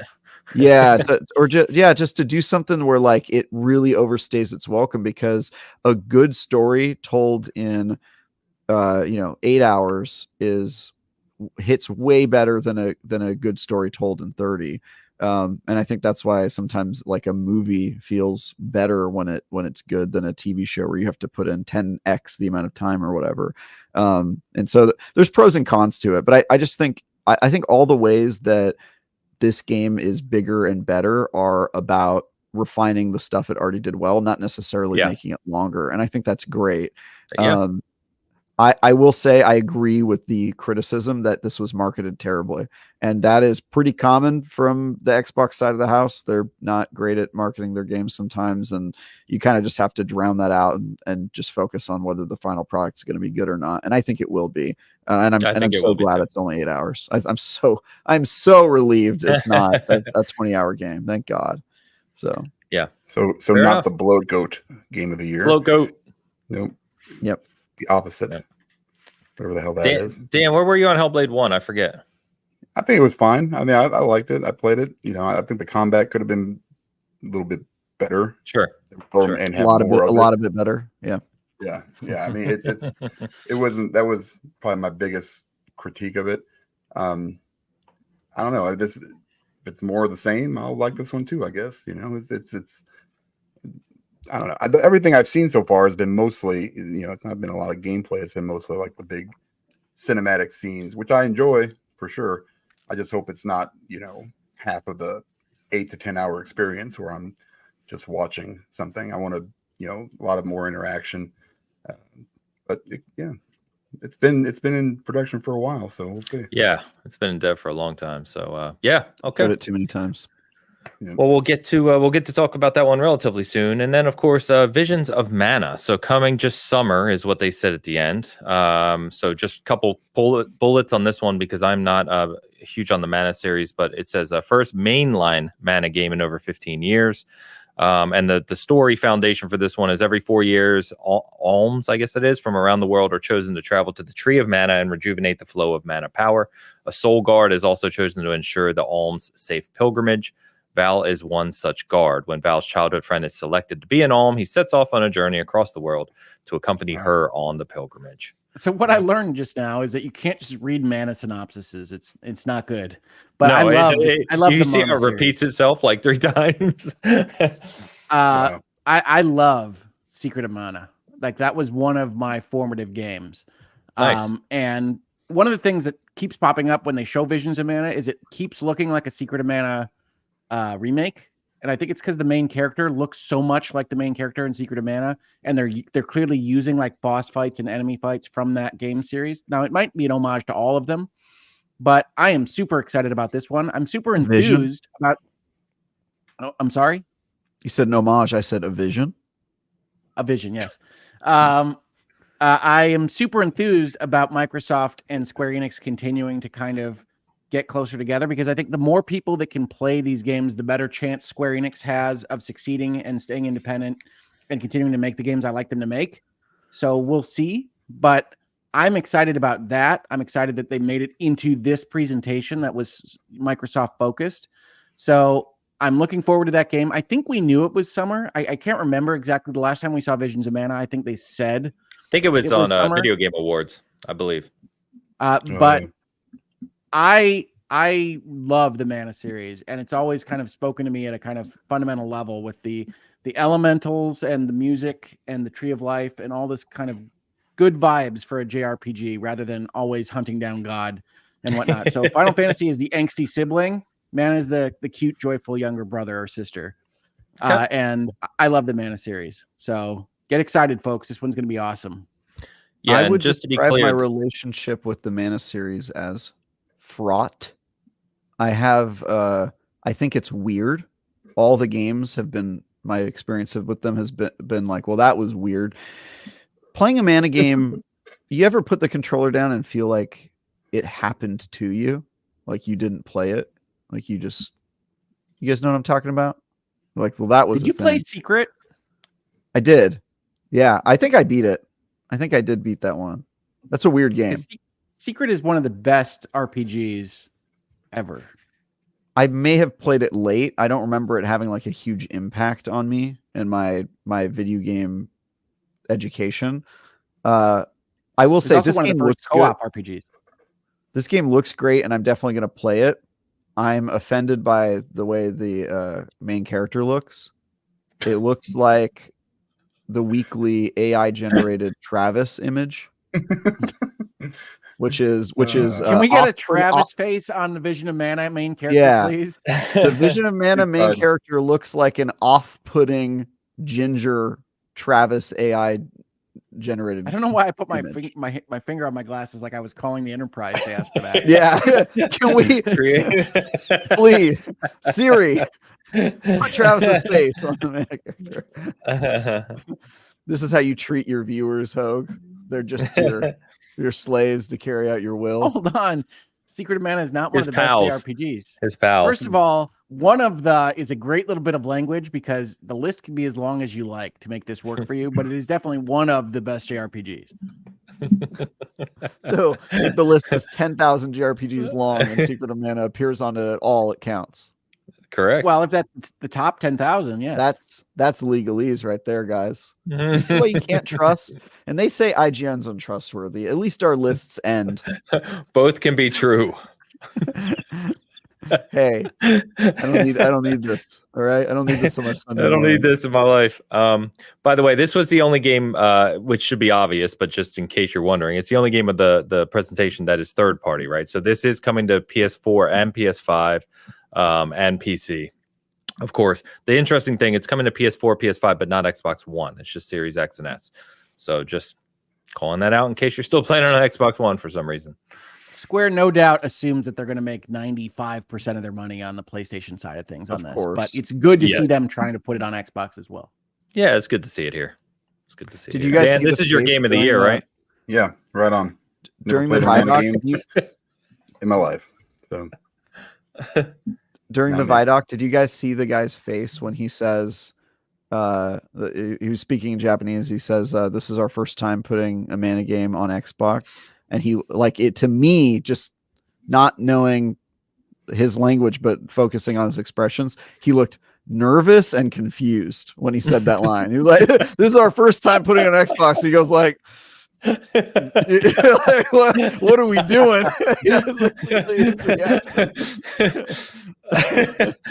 Oh my god, that's good. I think it'll be good. I really like the Mana series. So yeah. Just to let people know, I do like video games. Well, I mean, here and there. We'll get to ESO in a second, of course, but Developer Direct. What do you think of the format of the show? What do you think of how it kind of came across? I adore the format of the show. I want all directs to have this direct conversations with the developers. The person that was speaking for Obsidian scares me and intimidates me a little bit. I mean, like, I really enjoy getting a vibe of these studios a little bit when they talk about these things. So I think it's the perfect format. I think Microsoft has a big winner on its hands here. I vastly prefer it to the YouTube trailers until you die format. Yes, me too. Me too. It's feels much more real and personable than just say, here's our next trailer. It's like, I could be on YouTube watching all these trailers. Like, I don't need you to tell me there's a trailer. I think this is the best showcase format we've seen so far. It's straight to the point. It's a little cutesy. It reveals release dates as you go, or release windows. I think last year was probably a stronger version of this format overall, just because there were more surprises and more kind of immediacy, and it was a little bit newer and fresher. But I really, really enjoyed the format. I have a theory to Hoag's point about getting a vibe of the studio. I think games are gonna, and this is a completely joke, by the way, for YouTubers, they're gonna call me out on this.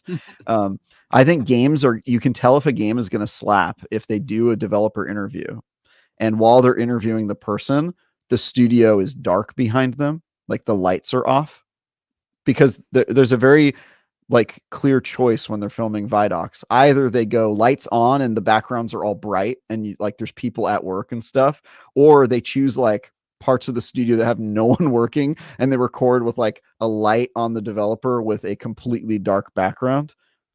Just a little tidbit out there. We can see if you guys think I'm right or wrong. But that is, every working game studio I've ever been in is darker than anything you've ever seen in an office complex. Yep. And I don't know why. I just have this feeling of memories of whenever I go into a really bright studio, the game is in trouble. I don't know why. It's like everybody's at their desk frantically working on it. And when the lights are off and there's a little bit of space, you're like, all right, they're in control. They know the game is safe or something like that. I don't know. I love that. Probably wrong, but yeah. I do think it's great to get a little notion of some of the people that work at these places and who these studios put up to talk. You get which roles are they satisfied with talking for these things? You saw the narrative director was talking for Indiana Jones. You saw different people in different roles talking for different games. I really like that. But I've said that before when E3 went to mostly trailers, that I missed kind of that interaction, and people didn't want to do that because it was a risk that the game would fall apart or things like we saw towards the end of that sequence of E3. So you do it on tape, you do it on direct. I love this. I wish I loved the games they showed a little bit more, but I love this format. 100%.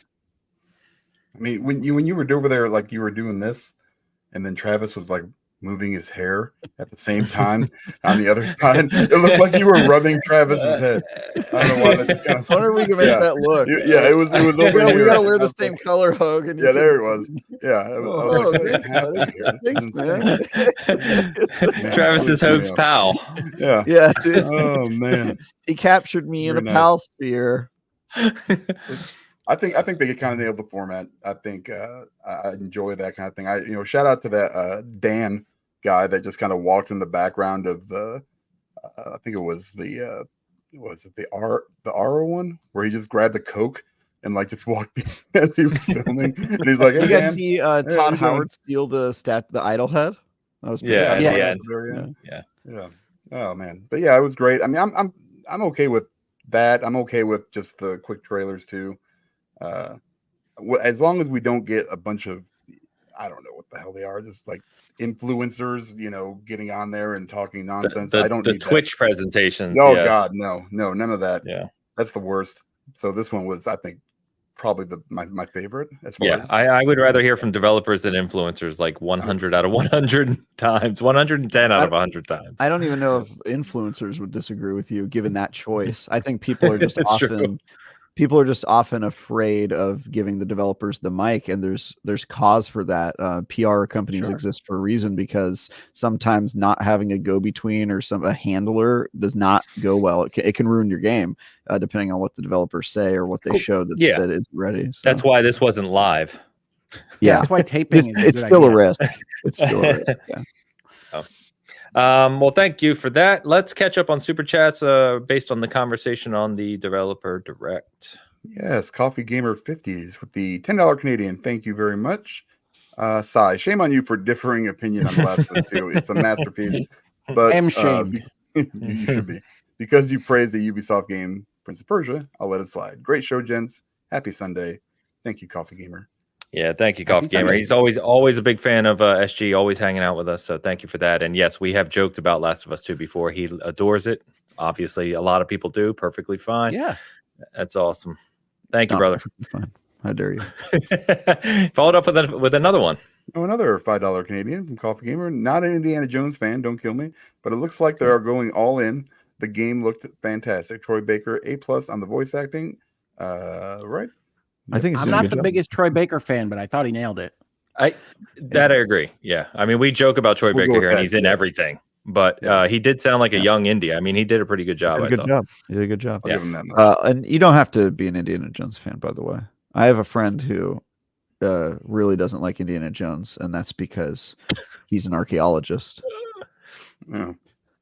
Wow. And I imagine that being your job. I thought you were going somewhere else with that. Imagine if you were an archaeologist, how much you wouldn't like Indiana Jones. What a high bar that sets for you, dude. You got to be a tenured professor and know how to use a whip. That's just too many things. I thought you were going to say he was like a church fixture that was in charge of ancient relics. They don't get anything right. Yeah, that'd be great. Yeah, Indy keeps stealing them. Yeah. Yeah, exactly. Coffee Gamer, thank you so much. We got Pony Up in the house. Pony Up with the $5 super chat. Thank you, Pony Up. Misinformation is bad English. You can misinform someone, but disinformation is the correct term for communicating a lie or improper set of facts. All right. Well, I think the way it's understood right now, and of course, language is descriptive and not prescriptive, is that disinformation is a more active, intentional lying to accomplish some end that the speaker is putting forth. Misinformation is a mistake and is putting forth information that the speaker thinks is right or maybe doesn't think is right, but is putting it out there and is not a reflection of reality. So I do think misinformation and disinformation both have their place. Is this in reference to the I think this is in reference to when I said misinformation at the very start of the show relating to the Halo rumors that spread this week. Got it. Yeah. Man, if you want to do a grammar podcast, we can do it. I love it. I would love to do a grammar Bitcast, you learned something here. Please do a grammar podcast. I will feature. I have so many notes. We'll call it descriptive and not prescriptive. It'll be great. We'll call it Hogan Travis do a podcast with 0 viewers. Yeah. Pony Up, thank you for the super chat. Pony Up, he followed up with another one. COD Cyberpunk 2077 proved first person can be cinematic. Oh, they proved the opposite. I don't think that. I mean, I think maybe Cyberpunk does, but I think there's plenty of examples of where first person can be cinematic, and I think if you just look at that studio's previous works, Wolfenstein proves it can be. No, I mean, even Machine Games going out there with their showing was, we're going to pull away for third person because we know in our hearts that that's where the cinematic nature of a game or story lies. I don't think that's true because they do that with Wolfenstein 2 and it works really well. The switching between perspectives, because that's how cutscenes work. That is how cutscenes work. Yeah. So it looks good to me. I love you guys. I do think first person can be cinematic. I don't know. Like I said, well, we're not going to stay on it, but yes. Pony Up, thank you for the super chats. Debbie W in the house. Debbie W with the $10 super chat. What am I getting from this? Or what I'm getting from this is I clearly need to go back to Wolfenstein. Yes. Yes. I remember getting 3D on a 3.5-inch floppy disk from my father 30 years ago. Beat the game, lost track of it after that. You don't have to go that far back. We're not talking about that one. No. I want to. I love Wolfenstein 3D. Legendary game. I played that game in Xbox Arcade, and I cannot believe that somebody actually played games on a floppy disk. That is insane. Dude, whoa. That's a 3.5-inch floppy. That's advanced. That's not a 5 1/4 floppy. All right, that came before.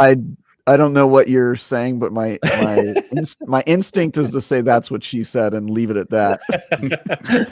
Fair enough. Yes. No.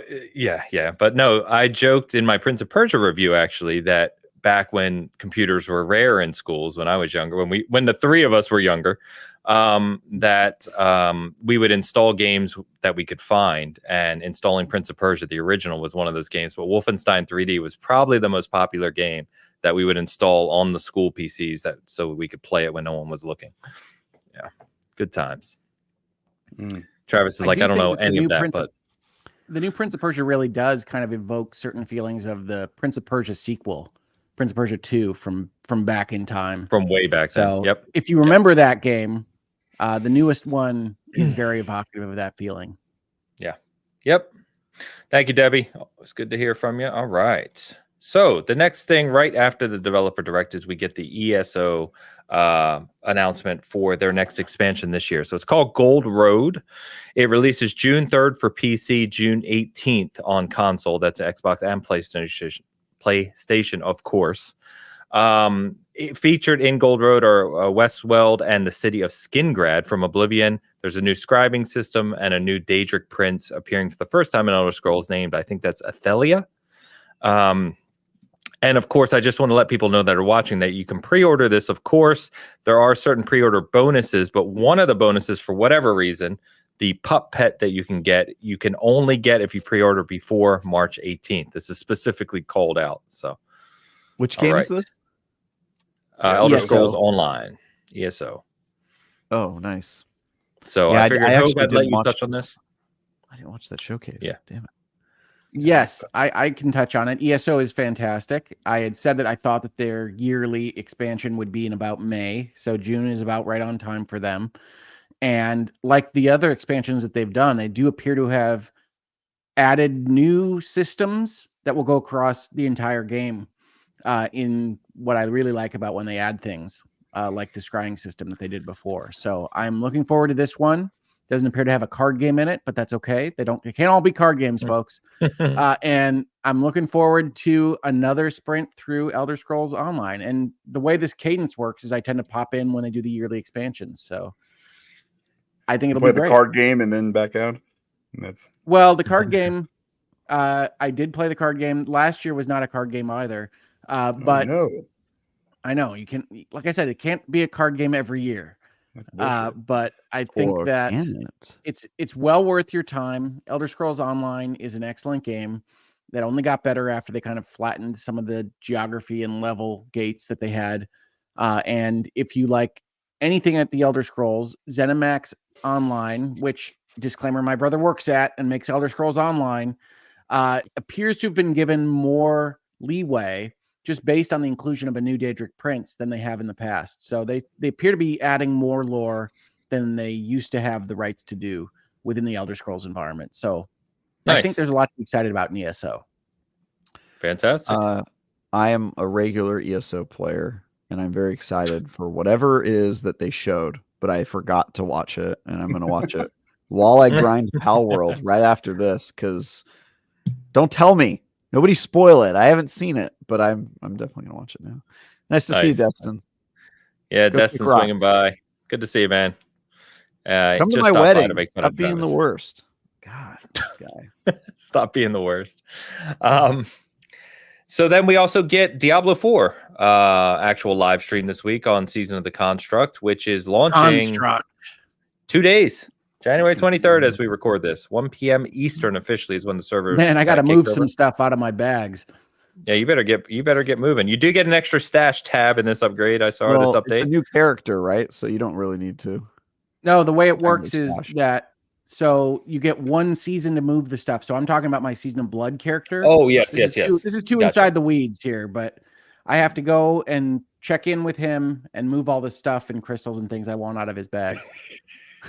See, I knew it. It does work, actually. Every time I see you do this now, I'm just going to go.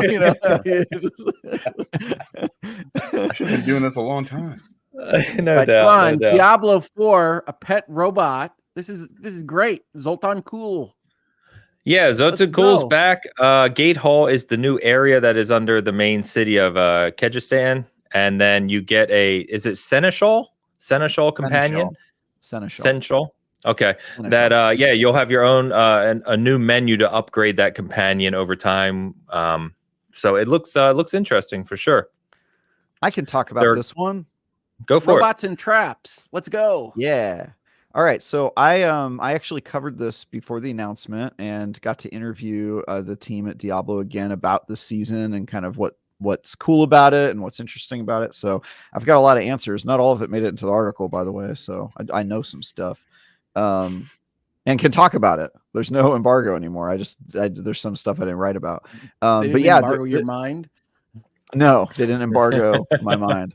I think they should, just for the record. There should be an embargo on many people's minds, mine certainly included. This is really cool. I think they're doing a lot of really interesting stuff. The first thing is that if you play a mouse and keyboard, I think the biggest quality of life improvement is they're adding WASD support, as I insist on calling it, which is great because in this season where it's all about traps and movement and kind of staying out of certain pockets of the map, I think having complete control of your character is super important. And the main power grind is all about leveling up your spider friend, which the devs internally call Buddy. But it is a Seneschal construct as its official in-universe name. But it's the entire power grind this season is all about leveling up Buddy and customizing Buddy so that he can basically complement your play style. He can be like a ranged kind of DPS bot. It can be a melee tank so that if you're like a ranged user, you can kind of stay in the back and use stuff like that.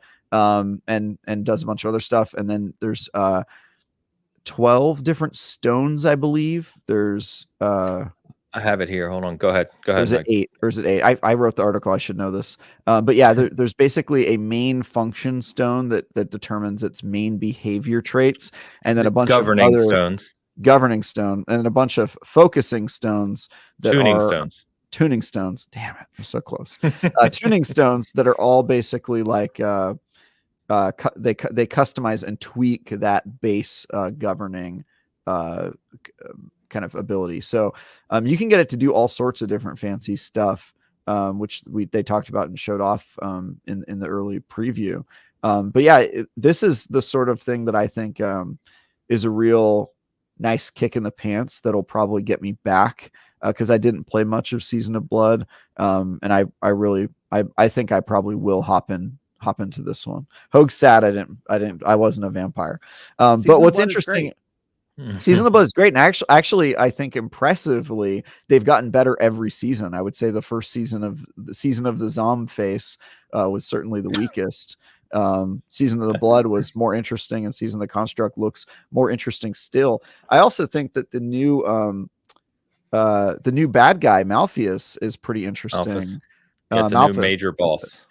It's a new major boss, and they described him as more of a kind of like a stooge of hell who's gotten lucky and is kind of trying to make a play. They are a formless demon, which means they actually don't have a physical body, and so they've taken over Zoltan Cool's construct to basically make it their own. And so you're fighting an interesting like bodiless entity that is currently appearing. And I asked about this in the interview. Is the reason you didn't give him a body so that he can be the narrator as you're going through the vault and like taunt you? And they were like, yeah, that's exactly why. And so it's sort of like a game show. It kind of reminds me of what's the game show top down shooter? Smash TV. Smash TV. Kind of reminds me of Smash TV, but in Diablo, where you have like a demon taunting you as you're going through levels and trying to get better loot. And then there's also this interesting interplay where you get more rewarded based on the amount of traps you don't get hit by. So you have like levels of protection, and every trap you get hit by tears off a layer of it, and then you spend those layers later to unlock chests. And so if you don't have many left, you can't unlock all the chests. And so there's also like this attribute of like skill play and getting around traps and like not getting caught in the crossfire and then getting rewarded for that. So it does a lot of really cool, interesting stuff. And I think the quality of life improvements on top of all of that are going to knock this out of the park. And I continue to be as a live service that, you know, live service is my beat.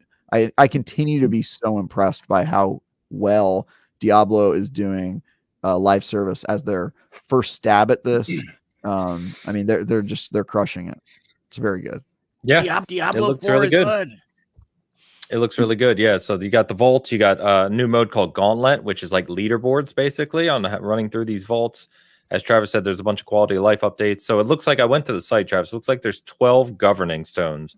And then there's a whole ton of tuning stones, including ones they say that they're not describing that you can find that are super rare, right? With like super powerful abilities. So yeah, and so you get one governing stone equipped at a time, and then I think it's 6 to 8 tuning stones around that, and so you can kind of customize beyond that. But they should they build your own vampire powers circle, but you don't know what I'm talking about. That's fine. No, I do. Yeah. I've kept up with Diablo even while not playing it for work and also just because I like the game, and I plan on continuing to cover it. But yeah, like I said, they've learned and taken feedback every season. I think they're just getting better, and this one looks like it's going to be the best one yet. So yeah, no, it seems awesome, and how dare you, really with stones, all the stuff that they've built in to this season, as described, sounds like the reason why they're not doing the re-itemization until season 4. So I'm looking forward to the next 2 seasons a lot because I think Diablo 4 is fantastic and I love playing it. So yeah, games. On that note, we've got a Thomas Hogue sighting, my friends. We do. Whoa, Dad is in the house. Here. Father.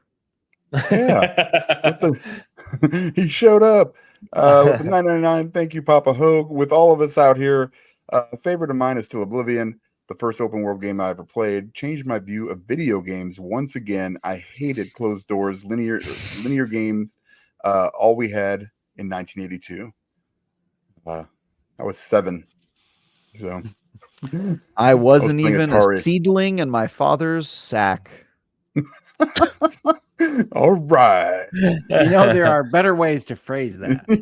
I don't know of them. You'll need to tell me. You might have hit the one on the head. Yeah, that was about it. Yeah, thank you. Thanks, Dad. I know you love Oblivion. I know you didn't play Morrowind or the games before that, so I appreciate it, and thank you for the super chat. You are awesome. I hope you're having a great time in Florida and not here in the dire cold of Michigan. Nice. Enjoy Florida, Papa Hogue, and just in case you're interested, Morrowind is better than Oblivion. So, I knew that was coming. He must have played Morrowind, but I get why people love Oblivion. I love Oblivion, man. I'm not gonna hate a man for saying he loves Oblivion. I don't believe he did play Morrowind because Oblivion was the first that I remember coming to the consoles at the start. Right, Morrowind had like a translation afterwards. Correct. Yep. So my dad's always loved consoles. And so I think he got excited about Oblivion coming to the Xbox. Is that the 360? Xbox 360? Yeah, 2006. I mean, that game was, when it launched on the 360, it was spectacular, no doubt. Cool. Yeah. Good to see you, Papa Hogue. Thanks for coming by. All right. Papa Hogue. All right. Man, imagine having so much support from your father that he watches your live streams. That's crazy, dude. That's like whatever the opposite of stepping out for a pack of cigarettes is. That's crazy. Stepping in for a podcast. Dude, crazy. That's how wholesome. Before we get to the questions, I'll quickly touch on this just because it was a live stream this week, and I'm sure we have listeners who are curious, but I know you guys don't play, so I'll be quick about it. So there was the first live stream of the year from Team at 343 about Halo. A lot of big changes coming over on that side of the house as well, which is kind of expected given the new studio head. So if you weren't familiar ahead of time, the new studio head was the guy who was in charge of kind of the revamp aspects of the revamp of Master Chief Collection. And so what you're seeing is that you're seeing a lot of that, and that was a big success, by the way. So you're seeing a lot of that start to come over to Infinite. So they are shifting from the seasonal approach to what they call more faster operations. So the new operation launches January 30th, so 9 days from today. And that will replace seasons going forward, but there will be a new operation nearly every month. So every 4 to 6 weeks, there'll be a new 20-tier battle pass that's free, new changes, maps, armor, all that stuff. The first one on January 30th is Spirit of Fire, which is relates to the Halo Wars series. You get a new Mark IV armor core, and they're bringing in the Combat Evolved assault rifle model as well, along with other stuff. They also announced that their new networking model is coming to the entire game soon. If you don't know, they've been testing a new networking model to improve the online play, and new anti-cheat as well. And then they announced the full roadmap for Halo Championship Series Season 3 or Year 3, which is this year, including a Halo Major in London, which is awesome. What? So I wish I could go to that. I have too many trips planned already this year. But yeah, very, very cool. So you can see the full roadmap, obviously, in the HCS update. There's a bunch of other things as well. Like I said, I won't stay on this too long. But pretty exciting times if you're an Infinite fan. And they did formally, for the first time, announced that they have new teams and are hiring extra people. They're building out 343 larger and beginning work, which we already knew if you listen to us, beginning work on the next generation of Halo, the new Halo games. So they're working on a new game, right? Which is why they're paring down their live service stuff, was what it sounded like the announcement. They're moving teams around to work on their new project. A little bit, yeah. There's still an awful lot. Like I didn't touch on Forge. There's a whole lot of other stuff in the live stream. It's a really good stream of new things coming, but it's pretty clear that more and more of the focus will start to turn to new Halo. Yeah.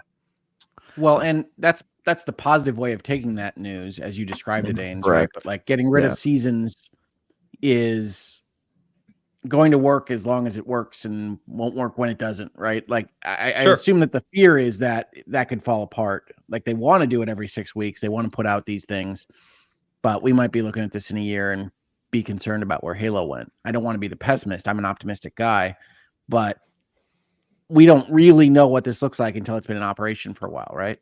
Agreed. Yeah. Not to say. Go ahead. I was going to say, not to say that this is the wrong choice. I think it might be, but I think the plan would have been very different if Halo's live service would have met all of the promises that it promised at the outset of the game. Right. And I think this is sort of them maybe making the right move to like pare it down and focus on other stuff, but an unfortunate kind of conclusion to what I thought was it could have been promising. I mean, if they had taken the Diablo playbook and done all of the moves that they did and kept that thing going, I think Halo Infinite could have been the Halo game in the foreseeable future, like they had originally planned. And it sucks that Halo Infinite's campaign will now always feel kind of incomplete because we didn't get to see the story continue through that. It just kind of bums me out. It's such a good game. But I'm with you. I completely agree on everything you guys just said.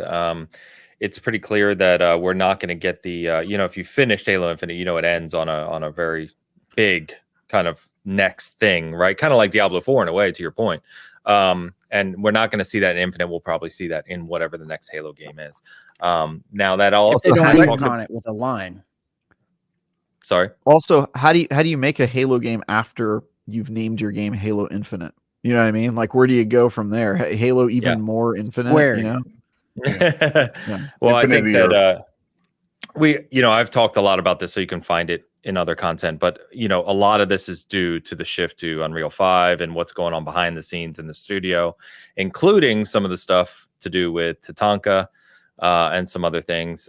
So yeah, there's a lot going on behind the scenes there, but I think that generally speaking, they already have they do have a lot of meaningful things coming this year. Now, what Halo Infinite support looks like 2025 and beyond, I guess we'll see, right? That's the big question. The good news here is they did show the next 3 operations. So Operation, the one launches, Spirit of Fire launches January 30th. They've already shown the next 2. So they're clearly mapped out through, Aprilish, May. What's the deal with Unreal Engine 5? Is it just a recruiting problem that it's harder to recruit when you built your own engine? Because they put a whole lot of resources and time into that engine, and it runs great. So is it hard to develop on? Do you know? Yeah, all I know, I mean, I've talked to some people about this, so all I know is that Slip Space, I don't want to spend a lot of time on this. The biggest problem they had is Slip Space is a fantastic engine and it's very malleable. However, it includes a lot of kind of custom coding, right? And a lot of that custom coding is left over from the Blam engine, which is Bungie's old Halo engine, right? It's just been updated and updated and updated for years. Because of the way on Destiny, by the way. I mean, it's been around forever. Because of the way they were hiring staff to work on not only Halo, but just the way Microsoft does contracted work, there's a maximum amount of time a contract can be at Microsoft for 18 months. It's just their policy across the company, right? So what you had is you had people coming in, taking several months to even learn how to code on this engine, right? Because it's a custom engine. And then by the time they built that knowledge base, they were out the door. So then you're constantly having to retrain and reteach people how to code on this. And that you can't efficiently code on a massive video game that way, right? That's why you had some of the delays.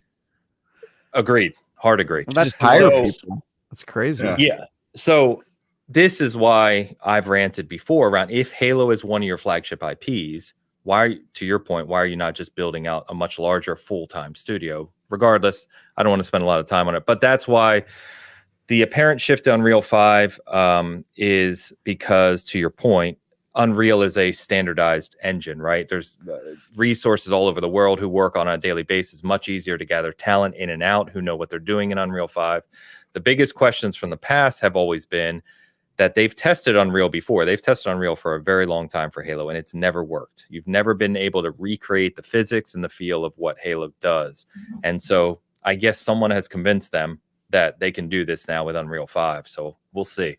There's a big question in kind of the hardcore behind the scenes Halo community of, will the next Halo really feel like Halo? So we'll see. God, dude, that's dangerous. I mean, yes. Getting rid of some of the stuff Blam does. I mean, just like what I have understood by working with Bungie, which, you know, I've covered their studio for years. They still have parts of the Blam engine incorporated into their current engine because there's certain things that they just can't replicate, like the way grenades bounce and some of the physics. Exactly. There's like some magic in the code there that is so valuable. I'm honestly afraid of what Halo is going to feel like in Unreal. How or if you can really even recreate that. But that's crazy, man. But it's scary times. And remember that Unreal has traditionally too not been good with vehicles, and a large part of Halo play is vehicle play. Always has been since the first one. And so if you don't know this one little gaming tidbit, which I always found fascinating, Days Gone, you famously ride a motorcycle, right? Unreal Engine does not have motorcycles. So what the devs at Bend had to do is take a car and fold it in half in the engine and try and make it feel like a motorcycle in Days Gone. They did a good job. I think it feels. I love. Yeah, I mean they generally did a pretty good job, but I mean you can imagine the time of coding and development that would take. Wow. So we'll see. 5 is apparently a lot more flexible than 4 was, and obviously 5 will continue to get better over time. So we'll see. Yeah. But that's also I'm not gonna put 2 and 2 together for everyone. But you saw these rumors this week about Halo's Battle Royale being canceled and Tatanka being canceled. It's not. That's just. It's part of this internal shift to Unreal. And if you've been paying attention to the kind of conversations some of us have had, including Schreier, that was already kind of known. So it's kind of weird that it popped up this week as being canceled. It's just, that's not true. Well, we don't know if it's canceled, right? There's not been any confirmation. It could have been as part of this Unreal Switch and all the changing that they're doing that there isn't going to be one. But it was also a mode that was never confirmed. So you kind of can't. We don't have confirmation it exists, do we? Right. Yeah, exactly. Yeah. Like, is it canceled if we never even knew or promised it was coming? So correct. But yeah, trust me, still being worked on. Hilarious. I could say that. All right, guys. So let's go ahead and why did I think we had a super chat? I could have sworn. Did I miss one? I don't think so. You just did. Okay, all right. Just Dad. Okay, fair enough. All right. So we have not too many. We have several questions left from last week. So last week, if you missed us, we were doing the community questions for the panel from over the holidays. We have a few left we didn't get to because we kind of ran long last week, and Travis had a commitment. So we are gonna finish these up now. And I was trying to see exactly where we left off. I think it's this one. If I already asked this last week, remind me. But it is for all of us, by the way. If you had to pick a creative hobby and one that you don't already do, what would it be? For instance, producing music, playing an instrument, making sculptures, drawing. Which would it be and why? Oof. Oh, I'd write. It's a good question. I'd write fiction. Write fiction? Cool. I already kind of do all the hobbies that I have an interest in. I write creatively and do comedy, and those were the things I always wanted to do. If I had like the time and bandwidth and stuff like that, I would want to do like I've always wanted to do like maybe I played the piano in high school and college, so maybe more of that. Maybe write like comedy songs or something like that. Work that into comedy somehow. That'd be fun. Yeah, it'd be something that I would have done that I just don't have time for anymore. You know, I used to play guitar. I used to paint Warhammer 40K miniatures. You know, and I wish I could get back. I can't imagine you doing that. That's crazy. I have so many. I have armies downstairs, but my hands are so shaky these days. I can't paint anymore. Is this a Dan nerd reveal? Have we talked about this before? I didn't know you were a Warhammer. Yeah. Like that's deep, huge. Dude. You're in deep if you're painting Warhammer 40K. Figures. I had 40K and I had Blood Bowl figures. I had a couple teams we used to play all the time. Yeah, man. Love that stuff. You're a real nerd. Super nerd. Wow. Maybe we're all nerds here. Yeah.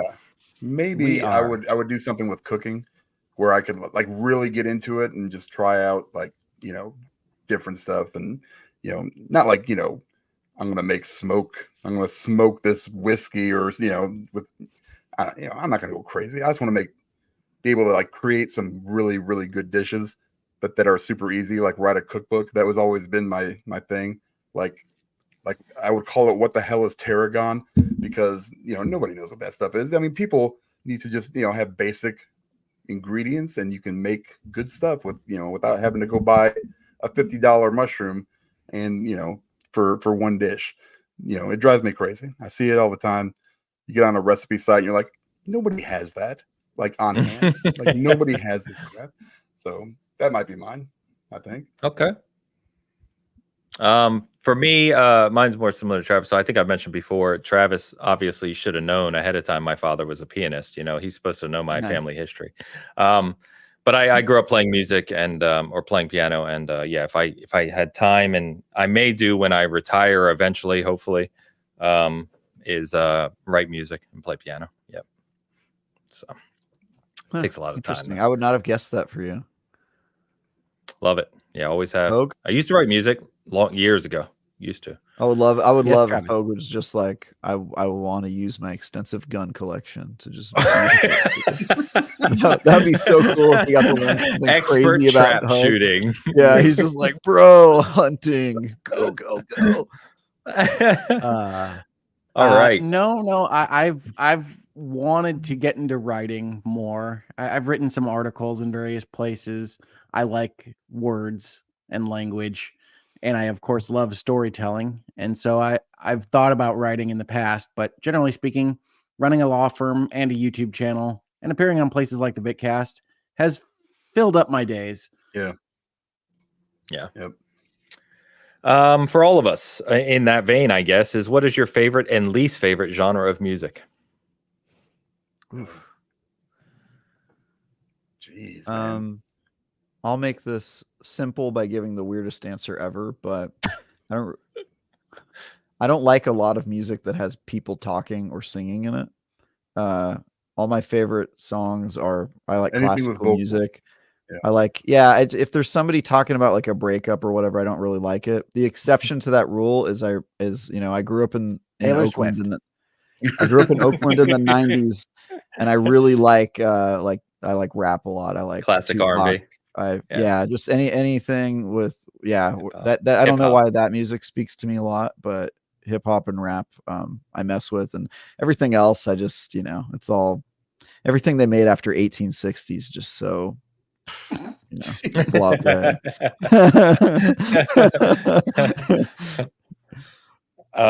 Mine's pretty easy. My favorite is metal. I'm a big metal head. I think anyone who knows me knows that. Least favorite is got to be like country, bluegrass, that kind of stuff. Like, just I'm good. Wow. Let's see. My favorite is something like country. Alternative. Generally speaking. Really really quickly, I want to highlight a comment because you're talking, but you said that you wanted to write more, and we have a commenter who said, "Yeah, Hogue, you should write," and then he offers that you should become a technical writer. Like, he doesn't want you to write fiction or anything creative. He's like, write a book where you explain things to people, and I'm like, I don't think that's what he was talking about. Unless you write instruction manuals, bro. I don't know why that made me laugh. Informing people is virtual legality. It's what it's all about. But yeah, no, I want to world build a little bit and create some stuff. Fiction. Yeah, I can see that as a sci-fi fan, especially. Yeah. Yeah. My favorite is probably alternative, which is a too broad category. So I think mostly what people would say I like is something along the lines of like emo ballads. I like secondhand. Exactly serenade. What everybody was thinking. Exactly. Yeah, that's what I was thinking. That all when I hear alternative, emo ballads. I did not expect this answer, Hogue. Go on. I think I've heard it described as whiny guys, but I tend to like Secondhand Serenade and Yellow Card and that kind of thing. My least favorite is probably something like, I don't know, reggae or pop reggae, things with weird beats. I tend to not like. When I used Pandora a lot back in the day, what I really like is piano music, so ballady type music with a hard drum line. So I really like percussive ballads. Wow. Nice. Yes, Dashboard Confessional. Exactly. Wow. Exactly, chat. I was not expecting that. No, I love it. I love it. That's why I love these questions. It's great. It's crazy. Also, who doesn't like reggae? That is a weird answer. Yeah, who doesn't like reggae? What are you doing over there? Me either. Yeah. Dude, anything auto-tuned. So basically anything, all this new Wait, crap. Is your favorite or least favorite? Least favorite. Oh, thank God. I really thought that was like, oh no. I've got to kick kick Dan off the show. What am I going to do? No, let's just throw that in the trash. His favorite is funny Rebecca because Black. I've seen all these videos where like you see these people singing and then you actually hear, oh my God, they can't even sing. It's terrible. This whole new way. I'm always impressed by technology when I see those, but oh my God, it's so bad. And I don't know. Some of those like a singers are good. T-Pain, great guy. No, he's in GTA 6. No. Are you name dropping T-Pain? T-Pain's cool. T-Pain has a lot of autotune songs, but he can actually sing, and he's in GTA 6. He cannot. He cannot sing. He was on The Masked Singer. He's not good. He's not good. I'm just telling you, man. Can I offer a resolution for the house that we not determine somebody's singing ability by their presence on The Masked Singer? Yes. Yeah, I think that's a pretty bad idea. Rudy Giuliani was on The Masked Singer. I don't know. Really? Yeah, dude. Yeah, he for sure was. It was crazy. It was unhinged. Yeah. No. Anything. Okay, so anything auto-tuned out the door. I'm more of a classic rock, like Southern rock. Like I'm a huge Black Crowes fan. Like I met Chris Robinson and like got on the tour bus and smoked some stuff. Man, that was some good stuff. It was a good time. That was like the highlight of my, meeting somebody like on my list of people. Nice. So yeah, I'm a huge Black Crowes fan. Chris Robinson Brotherhood, Flying Burrito Brothers, just stuff like that. Kind of, Flying Burrito Brothers. Yeah, you never heard of Flying Burrito Brothers? I've never heard of them, Dan. No. You should look them up. They're all good. three of us haven't heard, so that was pretty. I'm glad that I'm not super left out on this one. mostly classic rock. It's just stuff I listened to growing up.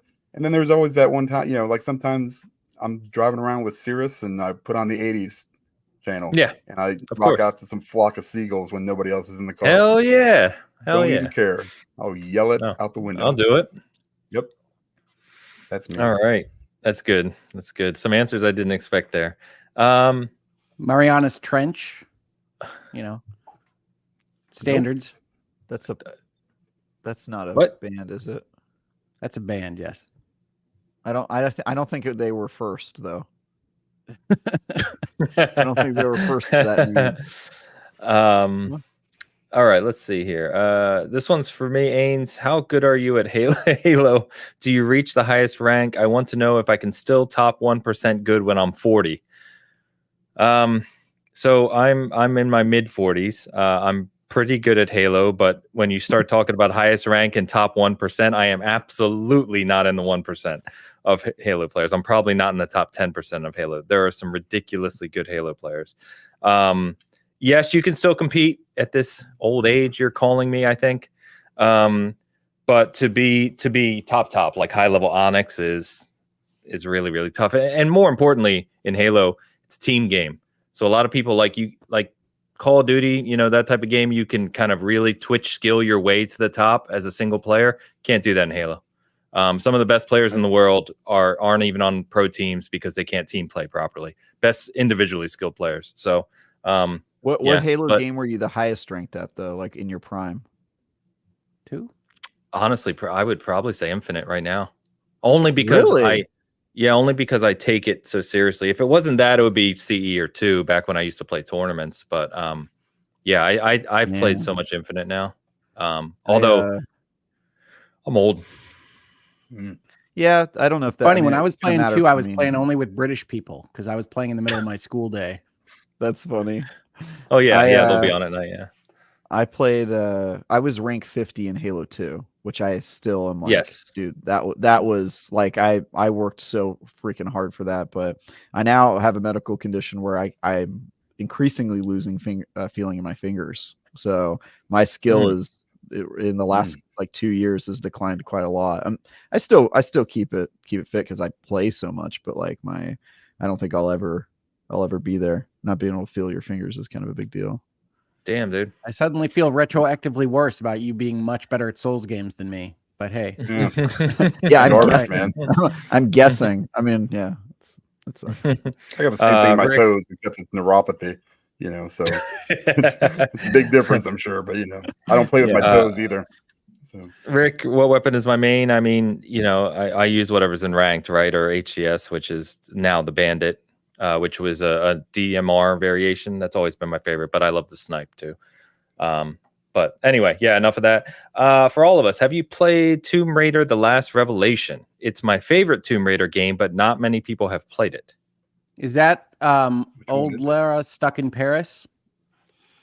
Is that the right one? I honestly don't know. I haven't played it. I don't know. Yeah, I don't know which ones are which. So by the time the Tomb Raider series as it originally existed was winding up, I was not playing them all. Tomb Raider: The Last Revelation came out. This is an old one. Oh, okay. Came out in 1999. Oof. It's classic. It's like classic Tomb Raider, but it must be the one that was on. Sorry, I'm trying to look quickly as we talk. 4, that's basically the one after the trilogy. That's the one that was like the catch up.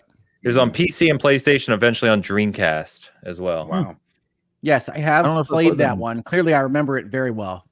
Yeah, man. Shoot. I remember it so little, I don't even know if I played it. But I like to think I played all the Lara Croft games. Chat, which is the name of the game where she's like on trial for murder in Paris? Yeah, no idea. I don't remember what we talked about earlier in the episode. There's no chance I'm going to remember a Tomb Raider game from 1999. None. Yeah. So if I did, I played a lot of Dreamcast, especially the big IPs that came to Dreamcast. So I'm sure I might have played it, but I don't remember it at all. All right, for all of us. Matrix, Last Revelation. Trial of Doom. Oh, Angel of Darkness. Thank you, Rick Davis in the chat. Angel of Darkness is the one I was thinking of where she's stuck in Paris. Okay. All right. Man, kind of forget how many about Tomb that Raider game. games there have been. You know what I mean? There's so many Oh Tomb my Raider games. God. I forgot about that one in Paris. I'm having like flashbacks right now. For all of us, out of your personal top 10 games of all time, if you had to vote on which, this one was, I had to clarify. So of your personal top 10 games, which would be the worst to live through if it became literal? I think I have that right. So like if that, if it came to life, like if that, it was worded very strangely, but like the name of it, right? Like, which would be the worst became the literal, which one would be the worst? That's what we're going with. That's how we're going to answer this question. So like Travis just has to get past the first part, like top 10 games. So he's gonna have to narrow it down immediately. If the game became literal, yeah. I think Final Fantasy VI would be the worst to live through. Yeah. If the game became literal, like you have to live through it. Yeah, that's what I took. The way it was worded originally, and I'm sorry, I forget who asked this one, but it was like the title of the game. If that became literal, what would be the worst? But I didn't really know what that meant because I'm like, what does Elden Ring mean literally? Like if I have to live through it, do you know what I mean? So what does it mean figuratively? I don't know. Yeah, well, yeah. So I was knows. taking it as just let's play this question as if you had to be in that environment. Which you're saying the one that you would least want to experience. In reality, yes. Yeah. Oof, man, that's a good question. Well, probably for me, some Final horror Fantasy game, VI right? is the one with the apocalypse. What'd you say, Travis? Probably some horror game would be the one you don't want to go through, right? Or if it's in your top 10. Yeah. I would say BioShock 1 for me, right? Being in Rapture and the downfall with all the splicers and everything, that would probably be pretty crappy. That'd be terrible. Man, I'd want to see Rapture. Yeah, but that would be cool. But then you'd have to deal with like your actions not being your own. That sounds like a pretty big type of hell. Maybe Dead Space 2. Yeah, that'd be rough. I don't even know. Dead Space 2 is a classic. Yeah. I need to play that one again.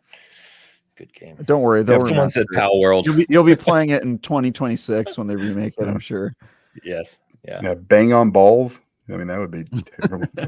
I'm just glad it's in your top 10. I mean, yeah. No. Yeah, I don't know, man.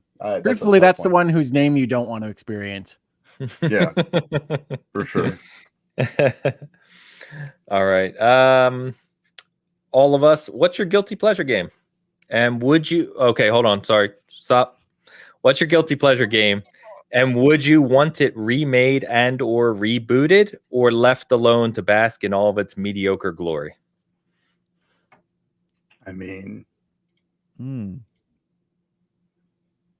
like what? Like I mean, geez. I guess they mean like, you know, obviously not your favorite game of all time, right? But your guilty pleasure game, a game that's widely not accepted as a fantastic game, but you love it, right? Your favorite game that's not for me. No, I'm kidding. Can you clarify that, please? So your guilty pleasure game, would you want it to be remade or rebooted? So it may become then more popular or accepted. I think my answer is probably Earth Defense Force. That's a good one. You talk about that game a lot. 2017, because that game is like so poorly made, but they keep making those games and I don't want it remade. I don't think you can remake it because part of the jank of that game is like how badly it runs and how cheesy the story is and how silly it was. And so that game definitely feels guilty when I play it. But like that was one of the first games I played with my now fiance when we started dating.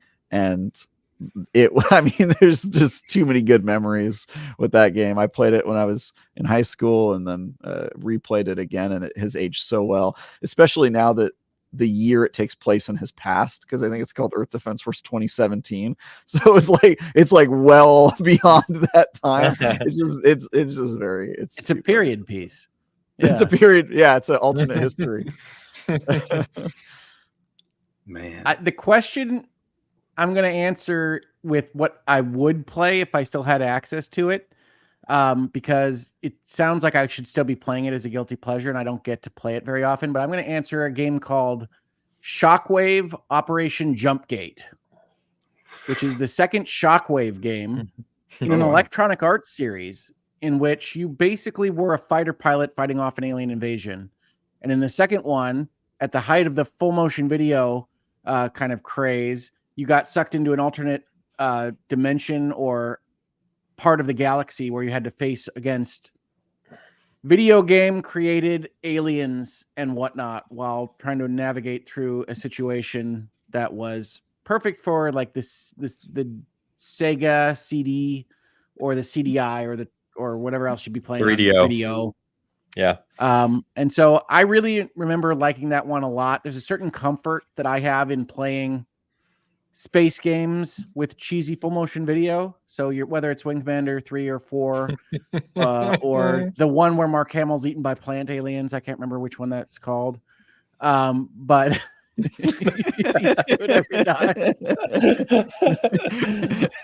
oh man. Yeah, I'm gonna go with Shockwave Operation Jumpgate. I feel like playing it right now. Is that an expansion? Though? Okay. No, it's a sequel. No, I thought it was an expansion. All right, I've got one. Do it. It's called Banjo-Kazooie, and yes, I want it remade or rebooted. God damn it! Oh, that's right. I would take a reboot. All jokes aside about Banjo, I'll do a deep cut for you, Hogue, since you like to do that too. I'm gonna go with original Xbox's Kung Fu Chaos. I talked about this game. That's an amazing game. It was the people that went on to do Ninja Theory, I believe, if I recall correctly. It's not Mighty Tiny Monsters, something with monsters in the title, the developer. But if you don't know Kung Fu Chaos, think Super Smash Brothers, except for you are actual goofy movie Kung Fu people, right? And you battle on a stage that actually evolves as you play. So it's like a movie set, and it moves as you play and changes. So the set changes as you play, and you sit there battling and knocking each other out. And then at the very end, a couple minutes into the match, it goes scene, and it basically replays the whole thing for you with a cheesy Japanese Kung Fu announcer over the scene as you're fighting. And at the time, it was just very kind of, it was unique and hilarious and goofy, and it was just an awful lot of fun. You played 4-player co-op on your couch, of course. Now you could do online. So yeah, it would be cool. The game ruled. Yeah, the game's amazing. I still have my original copy for the original Xbox, but I think the whole idea of Super Smash Brothers, 4 people or however many people fighting on a single screen, right? A 2D plane, basically. And that happening, I think, is really cool, but I want to see more variety than just Smash Brothers. Like those other games that come out in that vein, they just try to mimic Smash Brothers. And it's like, do something unique with that concept. I think that'd be a lot of fun. Man, I'm going to go with Just Cause 2 because I played so much of that game. Dude. So much of that game. Just Cause is like guilty pleasure the series. Yeah, it is. Yeah, pretty much. Yeah. You just blow shit up. That's it. That's all you do. 2, for some reason, just always stuck with me. I loved it. Really? Played a ton of it. I played some of 3. For me, it's 3. 3 was really good too. 4 I didn't care for, but 2, I put so much time into that game. I don't know. I mean, if they wanted to remake it, just do like a whole new Just Cause game, I guess. But 4 didn't come out that long ago. You know what's funny? 4 was supposed to be that game because it was the new engine. It was supposed to bring it all up to date and everything. That game is so outlandish that I once had a friend visit me in college when I was playing that game, and they saw so much nonsense happening on screen that they assumed the game was pronounced Just Cuz. No, that's how I've always said it. Just Cuz. Why? Just Cuz. Why are you how are you able to do all this stuff? Just Cuz. 2. It's a sequel. Yeah, that's probably mine.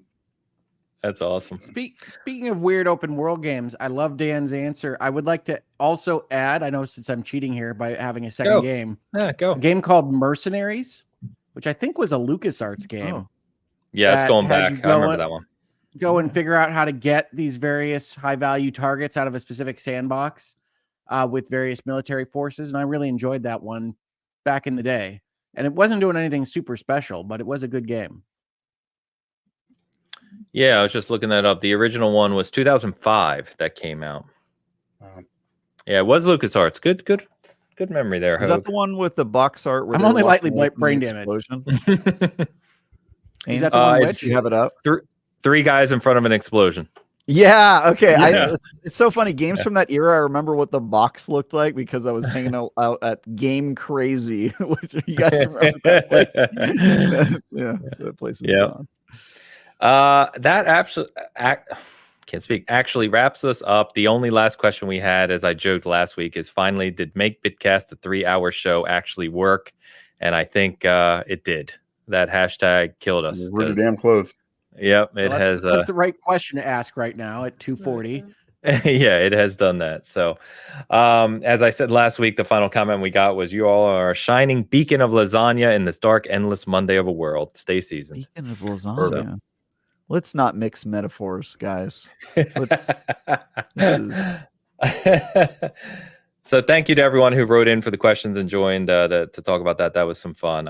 If you like that, let us know. Leave us a comment if you'd like the kind of the Bitcast questions. Maybe we'll make that like a once a holiday season episode or something. We'll do it. It's pretty fun, honestly.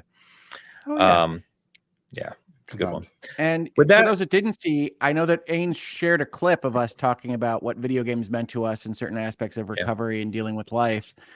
Did you edit that, Ains? I didn't ask. Yes, I did. So I do think it's fun to grab some of those questions and put them in packages. And I think there's a lot of fun stuff to be had from video games, which you can tell the internet I very much enjoy.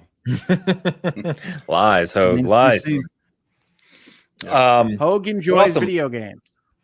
Hogue, hashtag Hogue likes games. And petting Travis's head. All right, let's go ahead and get wrapped up for this week, boys.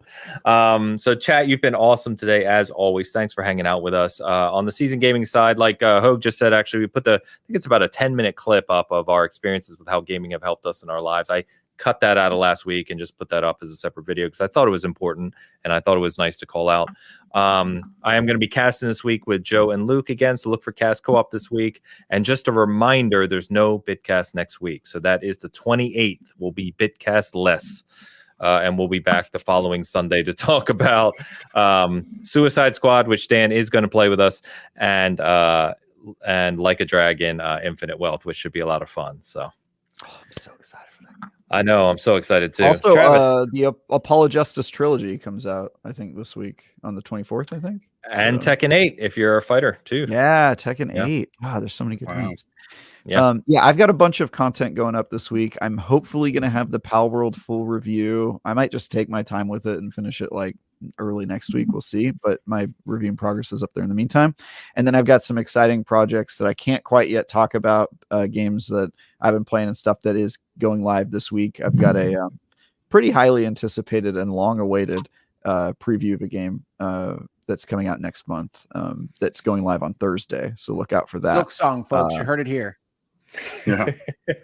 Could be. That one's highly anticipated and long awaited. But yeah, cool stuff coming up. I will have more to share next time we're here, which will be 2 weeks from now. So I'll probably have a whole lot of stuff to talk about. But keep it locked. Cool. You're gonna be so mad at me if it's actually Silk Song. Yeah, what if it was Silk Song? That's the only thing that's going through my head.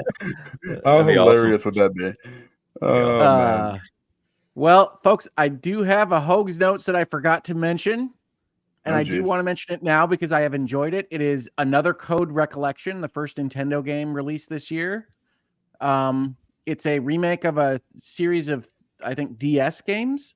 But if you're interested in kind of adventure puzzling, it's a very well done remake. And it reminds me of kind of older Sega Dreamcast type games like the D series and things like that. So if you enjoy that kind of vibe, check out Another Code Recollection. That said, I did not actually wind up doing any virtual legalities or hangouts and headlines this past week for a good reason. I was on a field trip to my rehabilitation hospital to talk about some of the machines that they had purchased through the wonderful donations of the folks at the fundraiser. And I want to talk about that more with folks in Community Post and maybe on my channel soon. But I was doing that, and I also had a ton of legal work. So the firm is back up and running. Nice. In January of 2024, but it does make it a little bit harder to do both things, especially while also trying to be better mindful of my own physical status and what I can and can't do. So I appreciate folks hanging on my channel, and you didn't miss anything. I didn't do a video this week. I hope to do more normal videos this coming week, but I'm busy all over. So we'll see how we do.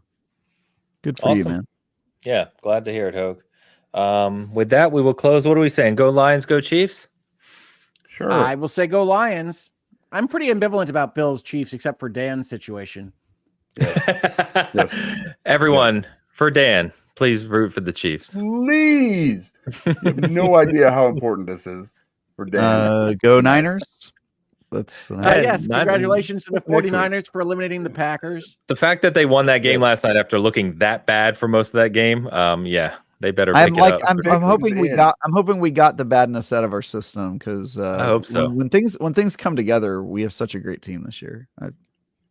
It's already predicted by the Super Bowl logo. Yeah, it's already Niners and Ravens. We know this. So and they destroyed us last. The Ravens look lethal, man. Yeah, the Ravens are dangerous foe, but I gotta believe underdogs. Come on. And then the not funny thing, but I was thinking about that with the Niners, because the last time they won the Super Bowl, the Chiefs beat them, and then the Super Bowl before that, many years ago, the Ravens beat them. The Ravens beat them when Kaepernick was the quarterback. That was the Harbaugh Bowl. Yeah, it was. Yeah. But look, we got Mr. Irrelevant. I mean, that's come on. You guys want to see that come from behind underdog story? Come on. No, I hate Iowa State. Dude, I like him. He seems like a good dude. It's cool. And I haven't watched Brock Purdy for more than like a couple plays, but he did not look like it yesterday. Not great. Not last. Didn't look he good. looked like Mr. Mr. Irrelevant for sure. So, yeah. Hey. But anyway. You made it to the playoffs. Shut up. Go Lions. Enjoy your sports ball, everyone. Sports balls. Bitcast. Thank you, everyone. As always, we will see you in 2 weeks. Until then, enjoy your games and play some Infinite Wealth. We'll see you then. Yeah.